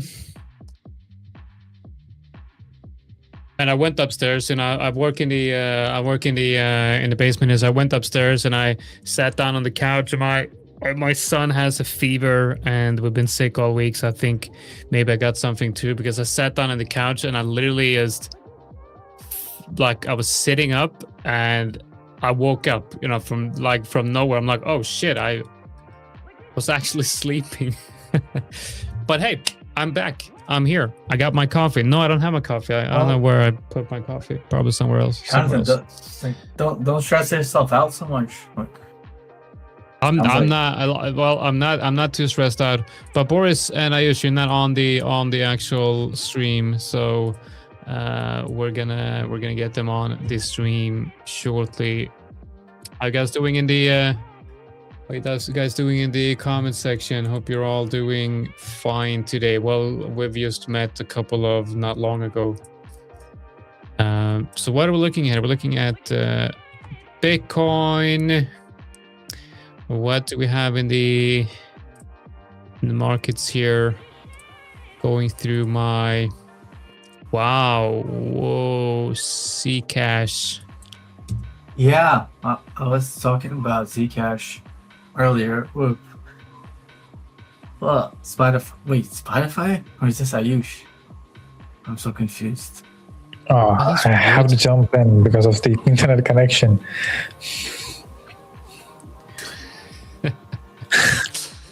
Yeah. I think Luna, no, not Luna. What am I talking about? I'm reading Luna in the chat, and now I'm watching Luna here on the chart. No, this is JTO. I think this is actually short. I think we should short this. Yeah, I'm gonna go in and short this. Oh, There's no way this Good should luck. be trading up here. Let me log into the platform here, and I'm gonna start shorting this. There is no way we can let this be trading up here without shorting. Right. Okay. So I mean, yeah, it is a good JTO. risk to reward trade.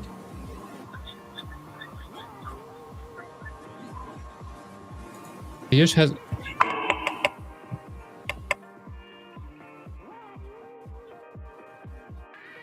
Is it Yeah. good now? Yeah. Okay. Right. So JITO should not be trading up here. This looks. This looks a bit weird, right, guys? What do you think? Or at least Ayush, what do you think about this? Why is it trading up here? It shouldn't be. Which parity is it? I'm This actually is setting up things. this is JTO. JTO, something I never traded before, but like a day, I don't think so. It's a good bet for a swing trade. It is I dying. think your internet is very bad, Ayush.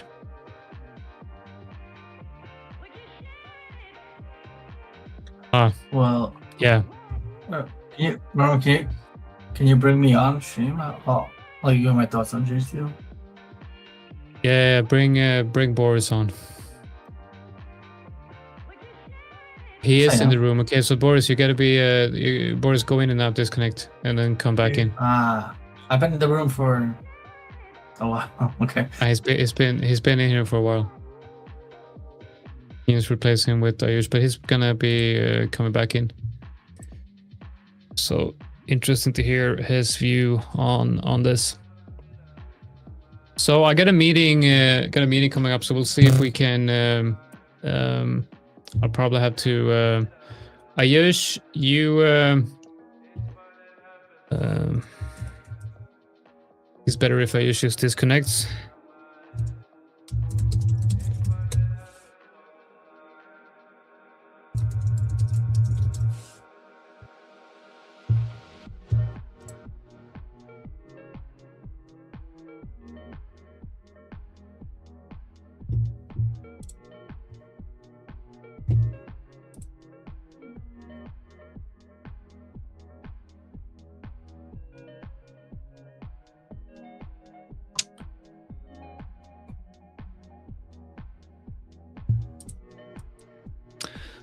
So, all right. What's up, Boris?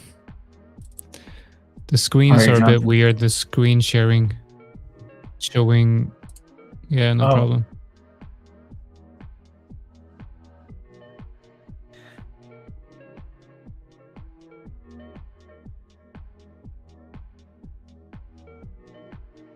All right, perfect. I need a bathroom break. I'll be right back. the timing on that. Really? We're like working our asses off to get him on stream. It's like, hey, I'm leaving. All right. So JTO. Now, the reason why I looked at this, actually, I think I can go back to TradingView and show you why I'm looking at this. So basically what I'm seeing here is like a retest of this resistance zone right here. And I'm just thinking I wanna short this. That's all I know. I wanna short it, and I probably wanna short it all the way down here.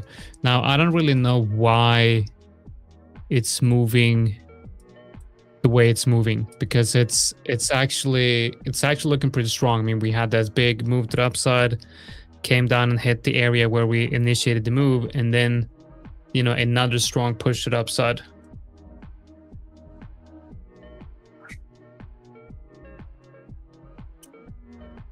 Give me a second. Okay.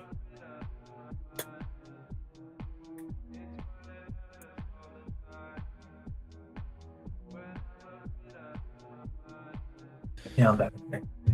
Sorry, I just had to answer a message. You said you had some thoughts on JTO. I think something like a swing failure happened to me on JTO. Like, we're failing to achieve this high from the 7th of May.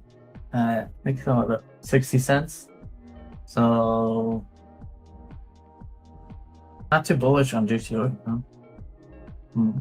No, actually, you know, I'm thinking about shorting, and yeah, I think now might actually be a good opportunity to short this. It has, I mean, it's showing signs of, I mean, it just feels weird. It shouldn't be trading up here unless Bitcoin just starts pumping out of nowhere and all coins just, you know, wake up. Otherwise, I think it's not. But Jonathan, let's go. Can we trade hype on Tradeify? I think we have hype. Yeah. Guys, this one is on the verge of making new all-time highs. Like, we're very, very close. And I was telling people before, like, if hype makes a new all-time high, we're essentially going to be in price discovery. Shoot. And we're not that far away, guys. We're like 59.5 was the all-time high. We're at 58. We're like $1 short of the all-time high right now. And this thing, I think, this thing is about to skyrocket to Jupiter.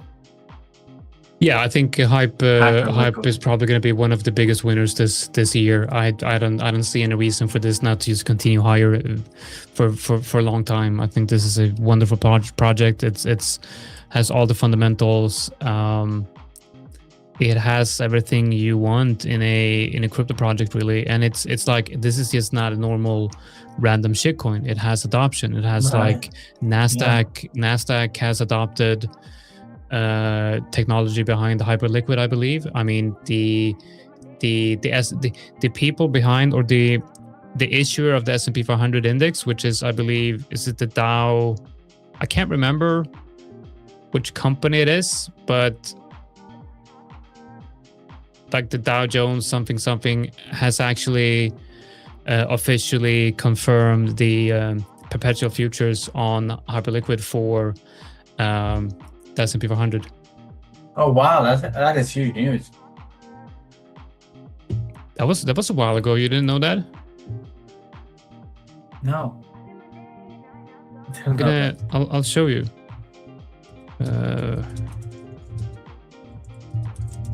I'll see if I can find the info on that. Yeah, so here it is. Let me actually share the news. So this is one of the reasons why I'm so bullish on hype. So let me. This is from CoinMarketCap. It says the S&P 500 gets first licensed perpetual contract on Hyperliquid. So this is actually from 2 months ago. But what's interesting with this is that it actually comes from the S&P Dow Jones. So the S&P Dow Jones are the company behind the S&P 500 index, and I'm gonna go and see. I'm gonna see if I can find the. All right, so here's the actual. Wait, give me a second. 1 second. See if I can find it. Right, okay, so here it is. Okay, for some reason I can't access it. Okay, here it is. So this is from the actual S&P Global website, where it says that it licenses the S&P 500 to trade XYZ for perpetual contracts on Hyperliquid. Trade XYZ is the company behind Hyperliquid. So this is the actual announcement from S&P Global saying that they are now licensing the rights to trade the S&P 500. So this is just not Hyperliquid coming out with their own perpetual contract on the S&P 500. This is the actual S&P Global, the company behind the S&P 500, licensing this directly to trade XYZ for perpetual contracts on Hyperliquid. And this is massive. This is massive. So you cannot trade S&P 500 24/7, okay, on Hyperliquid. So it's now a 24/7 tradable futures market on Hyperliquid. That's incredible. So do you think like institutional investors or like bigger investors from traditional finance are gonna hop on over to Hyperliquid? Because I mean, how else are they gonna trade indices on the weekends? I think it's gonna be the other way around, right? I think it's gonna be instead of Hyperliquid being the place that you're actually trading on, I think Nasdaq, etc., is going to use Hyperliquid's technology and to strengthen their own trading platforms. Yeah. So I don't think, because like if you look at the institutions, like there's no way they're going to be using a decentralized exchange. They're not going to log in with MetaTrader or transfer crypto to your account, and that's just not the way it's going to work. But if you look at, for example, let's see,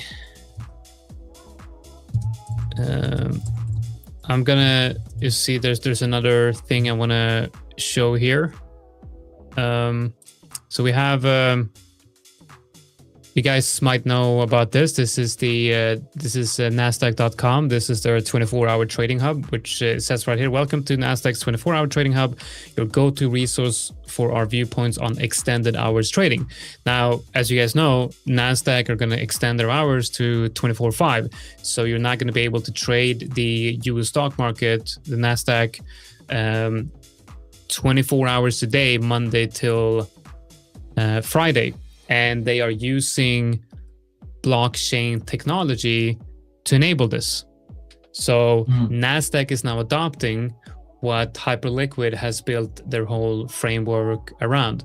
So we're seeing now traditional markets are going the same route as Hyperliquid is doing right now. So that just goes to show that there is. And then, you know, if we switch over back to the Hyperliquid chart, and this is something that I've been telling the viewers for quite a long time now, you know, this is a wonderful buying opportunity. And I remember, you know, when we started streaming and we were looking at this back in April, saying like this is probably one of the last times you're going to see Hyperliquid at below this range. And since we looked at Hyperliquid back here, it is now up 67%, and it's only 45 days. Okay. Mhm. And this is in a bear market, and this just goes to show that the altcoins with strong, and this is not a shitcoin. These pumps right here, this is not this is actual market structure. This is actual sustainable market structure on the daily time frame. This is exactly the way you want an altcoin to look like. So yeah, I think this looks really, really strong. You know, another one that looks strong is I think it's like a sleeper altcoin from the Stone Ages, but TRX on the weekly, Tron, we're, you know, this isn't confirmed yet, but on the weekly, we're on the verge of making a new all-time high, like excluding Wix. I don't really look at Wix or when I'm doing my analysis. I don't know. What do you think, Jonathan, like as a fellow swing trader, how important are like wicks for you? Because for me, I only look at candle bodies. I don't care about the wicks too much. But everyone has their own, you know, style and opinions about this. But I'm curious what your approach is. Do you look at candle bodies, or are wicks important to you? Well, it's so the way I look at it, I mean, I think wicks are very important. I think wicks are as important as the bodies. It's just just information, right? And it's just price. It just gives you an information on where price has been, what has happened in the market. And when I see a daily candle, I see 24 1-hour candles, right? So it's not just about the daily wick. It's also about what's inside the daily wick and how has the wick been formed, and context is everything when it comes to this, right? So where was the wick formed? What did it look like, right? So if we have, for example, a daily candle opening here. Now let's say I have a daily candle opening here, and then prices just absolutely shoot up, right? It's been very, very strong over the session. But then let's say US Open is here, and then the Americans wake up and they push prices down all the way, you know, down here. And then you have the close of the candle here with, you know, no wick to the downside, right? Which tells you that you have all of this selling that happened in the first session of the week. It was very, very bullish, but then something happened, and it happened in a way where sentiment shifts so aggressively that the sellers came in and just completely reversed all the work that the bulls have done. And then you have this type of I think it's a graveyard doji, right, with that big wick to the upside and the body, maybe a little wick here. And this actually tells you a lot about what the market has actually done, right? Well, what it has done is that initially it started the session very bullish with a lot of bullish momentum and conviction from the bulls, but then something happened mid-session which brought it down. So it's also important to know, like, when was the wick created? So I think wick, like if you see something like this at a resistance on the daily, and then, you know, the next daily candle, you know, might open here, there's no wick to the upside, you know, and maybe, you know, no wick to the downside, telling you that 100% conviction from the sellers within this candle. So I think it's important, but I also kind of get what you're saying. And when I look at the daily, I really only care about the closing prices of the candle. I don't really care much about the current daily candle. I only really care about Right. where this candle is going to close.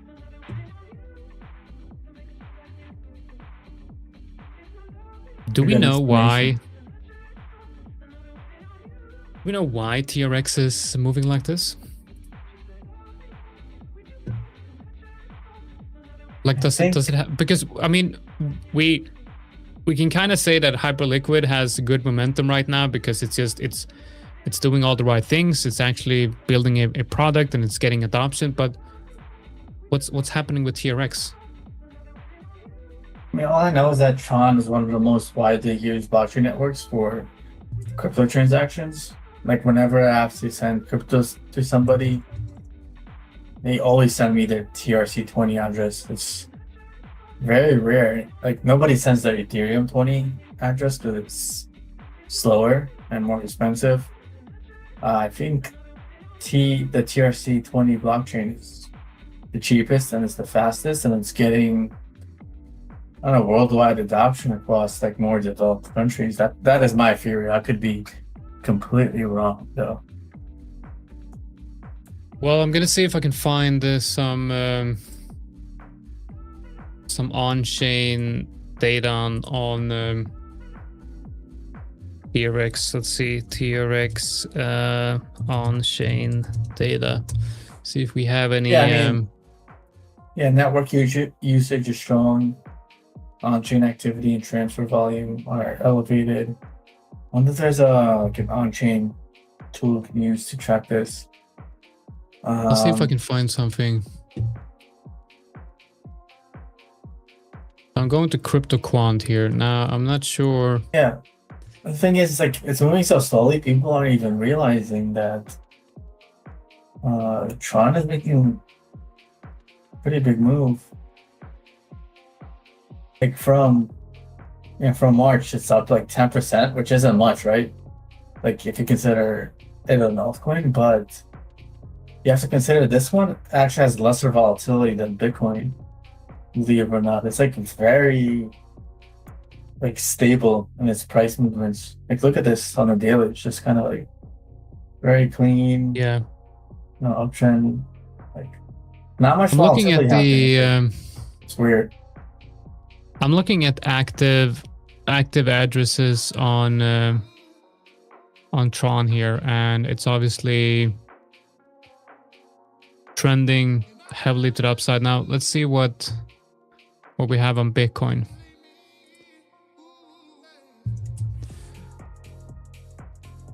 So if you look at active addresses on Bitcoin, I mean, you look at active addresses on Bitcoin, it has, oh no, so active addresses is actually this one right here. Okay, so it's actually trending. It's been somewhat trending to the downside, but a lot. The green here is active addresses. So let's go to Tron again.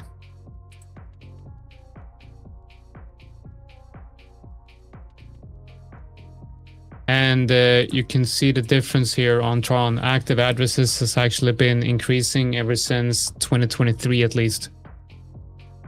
So wow. this tells us that Tron is a very active blockchain. That's actually quite interesting.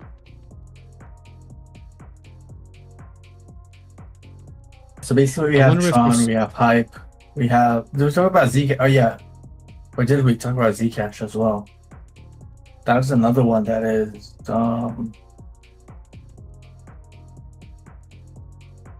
like we're also very much near all-time highs on Zcash. Yeah. Okay, so this is active sending addresses on Tron. Also has been trending up quite a lot.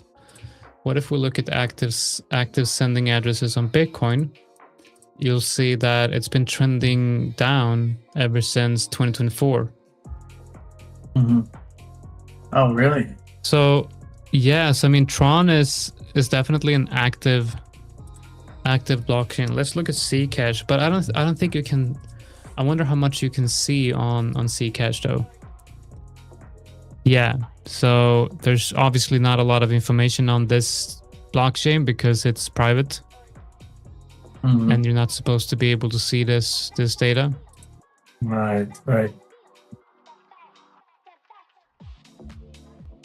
Man, I like CryptoQuant. I should probably get a subscription to this.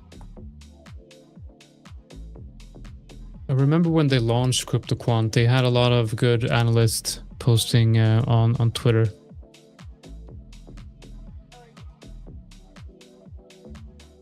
Let me switch over to TradingView.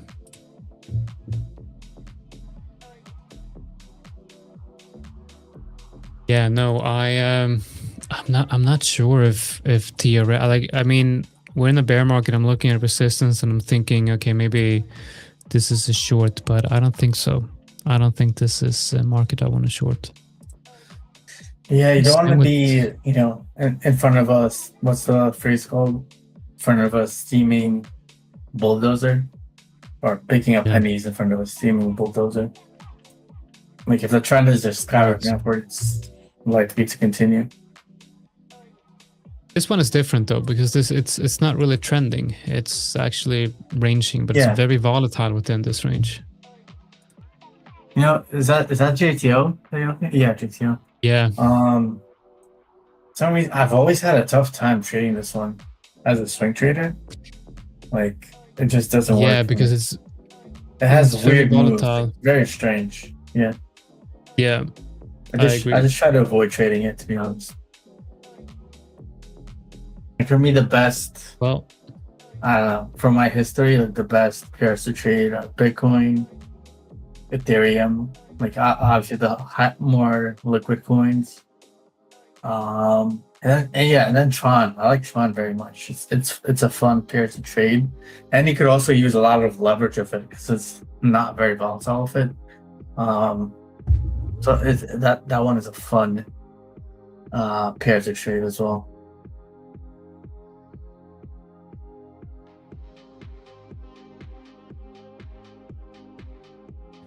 yeah, and it has that clean trend. Yeah, and it's been in an uptrend since, It's forever. Yeah, pretty much. Yeah. I think this might be like, is this better than Bitcoin? I don't know. I mean, this thing is about to make a new all-time high. Like, we can look. Like, I mean, where do you think? Where do you think we have the oldest price chart? Should be this one, right? I think TradingView has like an index. Yeah, it goes back to 17 here. So I think this is the full price chart of TRX since 2017. And I actually think this is very, very healthy, because what you have here is you obviously have the the cyclical pumps where, I mean, this is just insane, but this is a weekly candle. That's I actually, below 600% is not that big actually for 2017, but still it's I think this is rather healthy, because what you see here is this is obviously the project building, actually coming to life, and then after this breakout in that bear market, you're just going straight up, which is very very interesting behavior. I quite like that. So yeah, I would like how, I mean, we even have like that double bottom on the weekly, this one. Yeah, that was a good one. Trading is so easy in hindsight, Dude, Tron is like number 8. It's gonna take over Solana soon. Solana's number 7. Let's see, in market cap. Oh, Tron, I think, this trend continues on Tron, is gonna replace Solana. I don't know why USDC is on here. We should include stablecoins, and then I think Tron has a chance of being in the top 5. Yeah, that's insane. So we got Bitcoin number 1, obviously Ethereum number 2. I'm not gonna count Tether. That's BNB number 3. Interesting. XRP number 4. Solana number 5. TRX number 6. I think. I think very soon TRX will be number 5. And then also we've got It might happen. I mean, the other, Zcash, and Hyperliquid are just behind.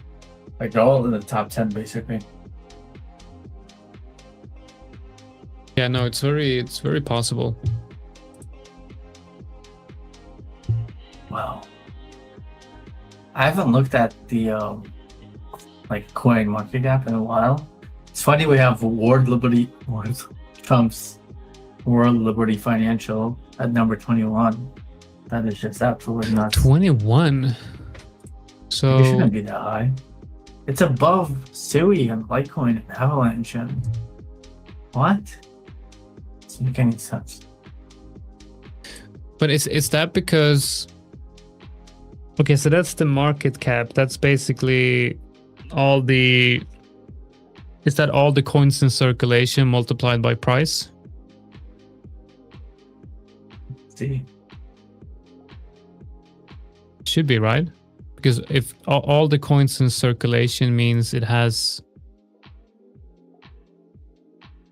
an It owner, is. and then if yeah. So according to CoinMarketCap, total market value of a cryptocurrency circulating supply, it is an analog to the free float capitalization in the stock market. So market cap is basically current price times the circulating supply. okay, so because when you're looking at the World Liberty token, what you see is just a dead project, but this basically Yeah. means that it has an insane amount of holders, like a huge amount of holders, Yeah. even at and even at these low prices. Oh, But then you got to remember also, like, the biggest holders of this is the Trump family. So the Trump family yeah. probably has a majority of the value here, and it Yeah. like as it looks like it's like 4.6 billion is actually Wow. within the Trump family. We have a question in the chat from Luna. When did you guys begin to trade, and how? Okay, so when did you begin to trade, and how long did it take for you to become a full-time trader? So we got a story time here. I'm gonna tell you about something Yes, interesting story time. that I have not told you guys before on the stream here, and we don't have a lot of people watching right now, so maybe it's a good time to tell this. So back in 2012, there was I'm not going to name any names, and Boris, you don't have to name any names either, because you're going to know what this is. There was a website, a marketplace back in the day. Oh, You know what I mean, right? no. Okay, What? whatever. Marketplace? So there was a marketplace back in the day where you can exchange goods and services, I believe, as well, using Bitcoin. Back then, I was going to buy something on there, which you needed Bitcoin to buy it, right? So I looked into Bitcoin and I bought, like, I think it was like $80 worth of Bitcoin, because I was going to buy something on that site. And then I kind of looked into it. Like, I'm like, you can actually mine Bitcoin, right? So I looked into it. I'm like, wait a minute. You can actually mine Bitcoin with your laptop, and then with that you can buy stuff. And I was like, okay, this is pretty cool. Now I remember this is in 2012. This is about 2 years after the Bitcoin white paper. So that marketplace was very, early adopters into this, right? So I started mining Bitcoin on my laptop, and at one point I mined 200 Bitcoin a day, which is just insane, Wow. right? 200 Bitcoin a day. But back then, when you were mining Bitcoin, you were getting a ton of Bitcoin. Like, so maybe not 200 a day, but I remember having a Bitcoin wallet with, several hundreds, maybe 1,000 Bitcoin, right? Which at the time was not worth anything, right? Because the price of Bitcoin was like, nothing.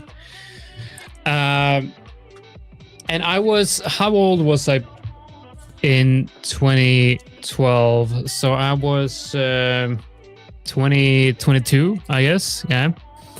So I was 22, and me and my friends, we were out partying, drinking, smoking, all of that fun. And I remember one day I had so I had the Bitcoin wallet, and I printed it out, right? I printed it up because back then it was very difficult. You didn't really have a lot of wallets and everything, but I had a paper wallet, which basically you printed out a paper wallet, and then you had a code on there and a QR code where you kind of like, if you put that into a software, you would unlock the key and would get access to all the Bitcoins. So I had that in a drawer. Maybe a year or so went by, and I kind of forgot about it. And when you're going to roll your own cigarettes, because obviously that's what we were smoking, tobacco and nothing else. So when you were going to roll your own cigarettes, you're using these filter tips, right? Where you're kind of rolling into a filter. And I didn't have any. And my friend was asking, "Hey, do you get a filter?" I'm like, "Nah, I like check if you find anything in that drawer." And he's like, "Oh, what about this paper?" Like, "Yeah, whatever, fuck it, like this paper's good." And that's kind of like how it went for quite some time, right? So years went by, and fast forward to 2015, I forgot about Bitcoin, I forgot about crypto, and my coworker at the time in 2015 says, "Hey, have you heard about Bitcoin?" I'm like, "Yeah, I think so," and I kind of start remembering, Bitcoin, yeah. It's like, "Hey, you should look into it. I mean, it's worth $4,000 now, right?" And I'm like, "Yeah, that's interesting, And I started looking into it, and then he mentioned like, "Hey, there's this thing now called Ethereum as well, right?" So I'm like, "That's cool." I started reading up on it, and kind of like, and I've completely forgot that years before I mined Bitcoin and all of that, right? So what I did was I let's see, nothing's sharing, is it? Am I sharing? No, let me see if I can share something. So I then remembered, I looked at the price of Bitcoin, and I remember like, wait a minute, I had all of those Bitcoins. Like this is the Bitcoin. This is the Bitcoin that I mined. And I did some calculations, all of those hundreds of Bitcoins would now be worth, I think, I think it was like at the time $200 million at the time. So I'm like, okay, so where do I have those Bitcoins, right? And then I remembered, obviously, I printed it out, and my friends, they smoked it all. So I've literally smoked up hundreds and hundreds of Bitcoin worth hundreds of millions of dollars.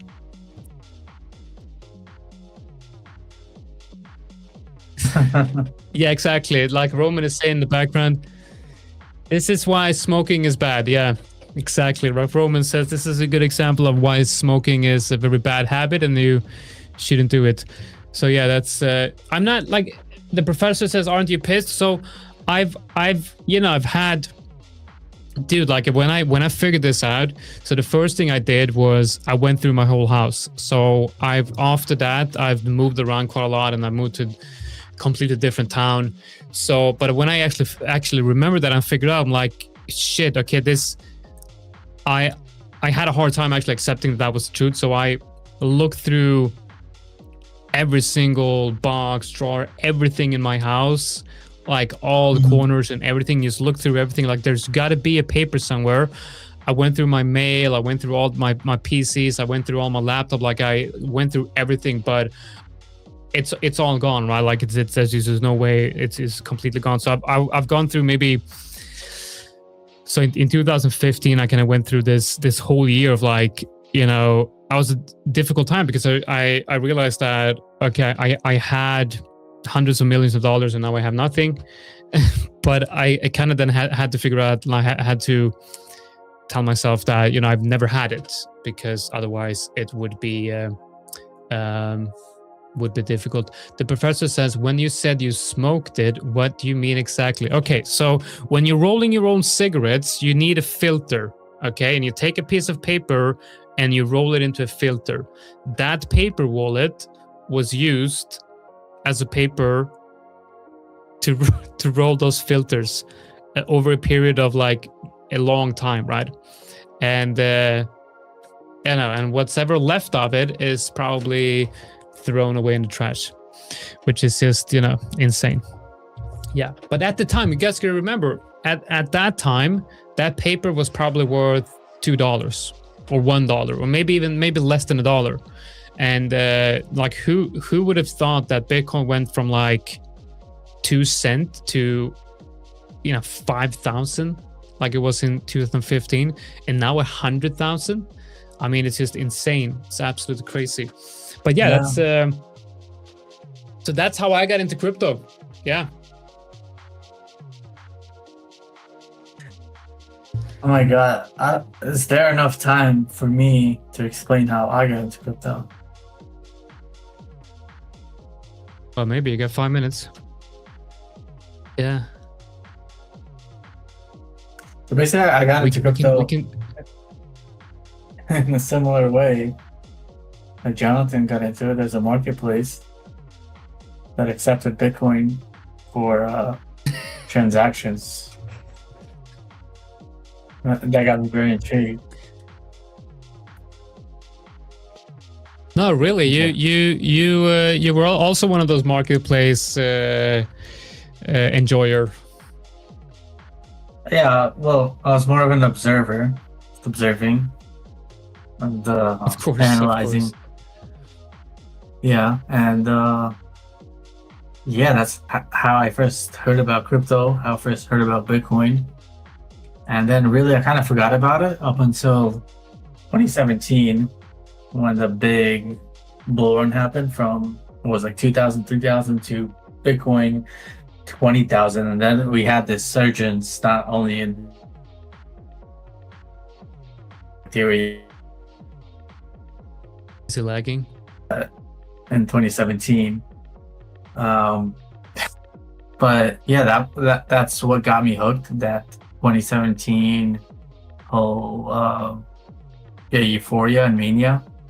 And since then, so once 2017 happened, I basically maxed out all my credit cards. I bought every shitcoin that Coinbase listed, and basically went into a lot of debt. So what I decided to do is mortgage my house. Because what else are you going to do at that point? No, I'm just joking. I didn't do that. What I actually started doing is I thought you were stuff. serious. I'm like, holy shit, dude. Oh, wow.